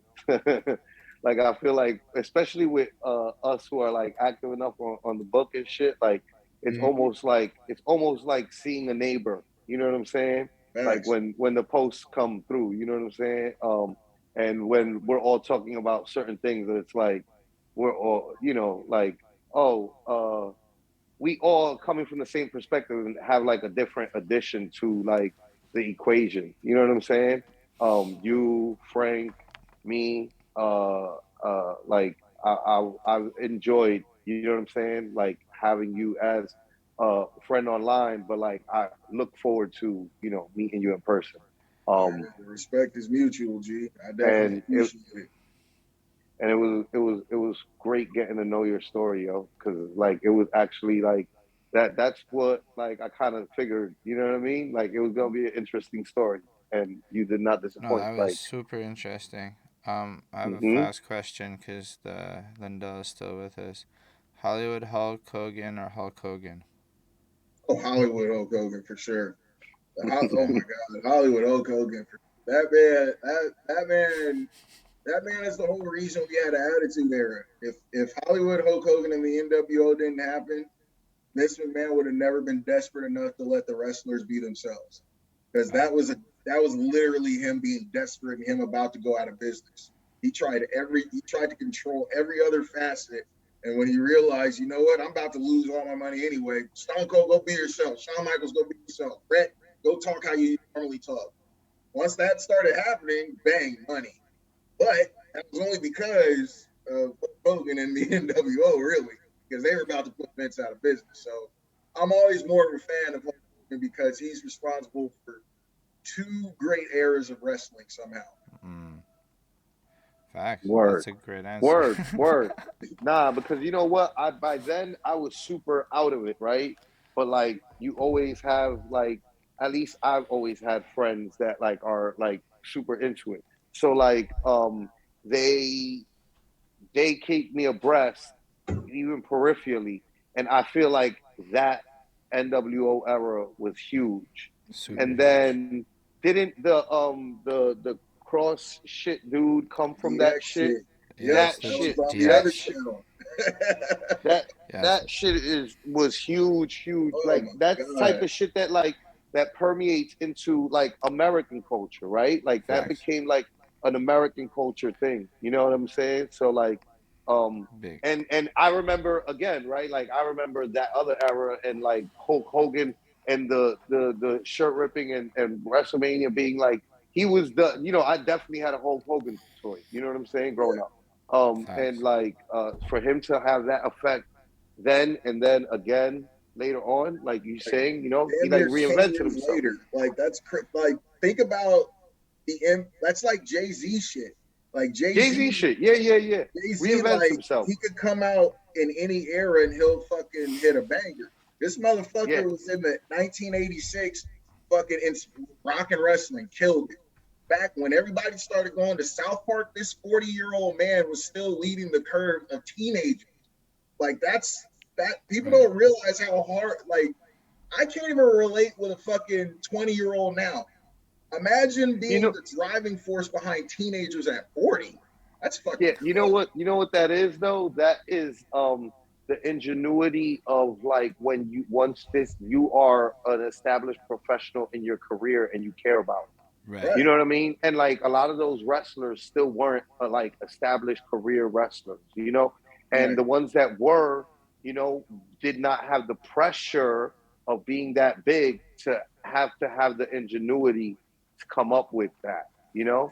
And like, or maybe be in the position to have somebody present that to you as a possibility, you know, for you Hogan to like he was still kind of more like a Jay-Z compared to the rest of the industry.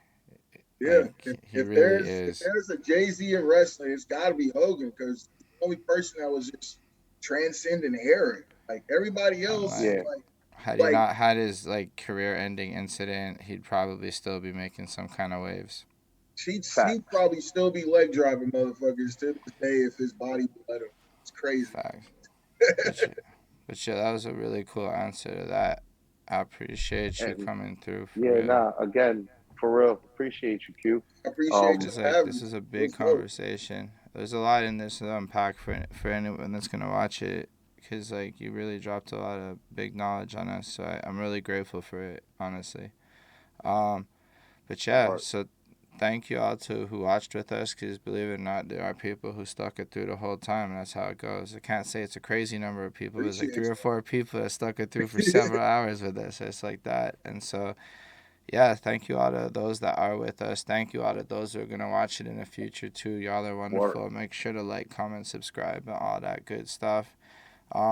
Appreciate. Oh, and then I don't know if you have socials you want to plug. I put the PnR YouTube channel around, but I wasn't like really sure to like push for you. So like, I hate to be that guy, but I literally don't. Fair. I mean, it's up to you. If that's what it is, we got the PnR Battles, just PnR Battles. It's with an S on YouTube, and it's with a Z. Yeah, Z. You guys say Z. Z on fucking Instagram. But yeah. If I see you in real life, say what's up. Just drink a beer, but outside of the internet, I've had enough internet friends. And yo, we just gotta also give a shout out to our partner End of the Week, who holds us down. Unfortunately, this week there was internet issues, but in general, we be with them. They be like, you can follow them at eodub.com. That's their website, eodub.com. Then you can follow all their socials from there, and make sure to check them out. They do big things. They're really wonderful people. And yeah, I'm not sure what else to say. Really, again, thank you for being here, though. And yo, live long and prosper. What else is there? Live long and prosper. Yeah.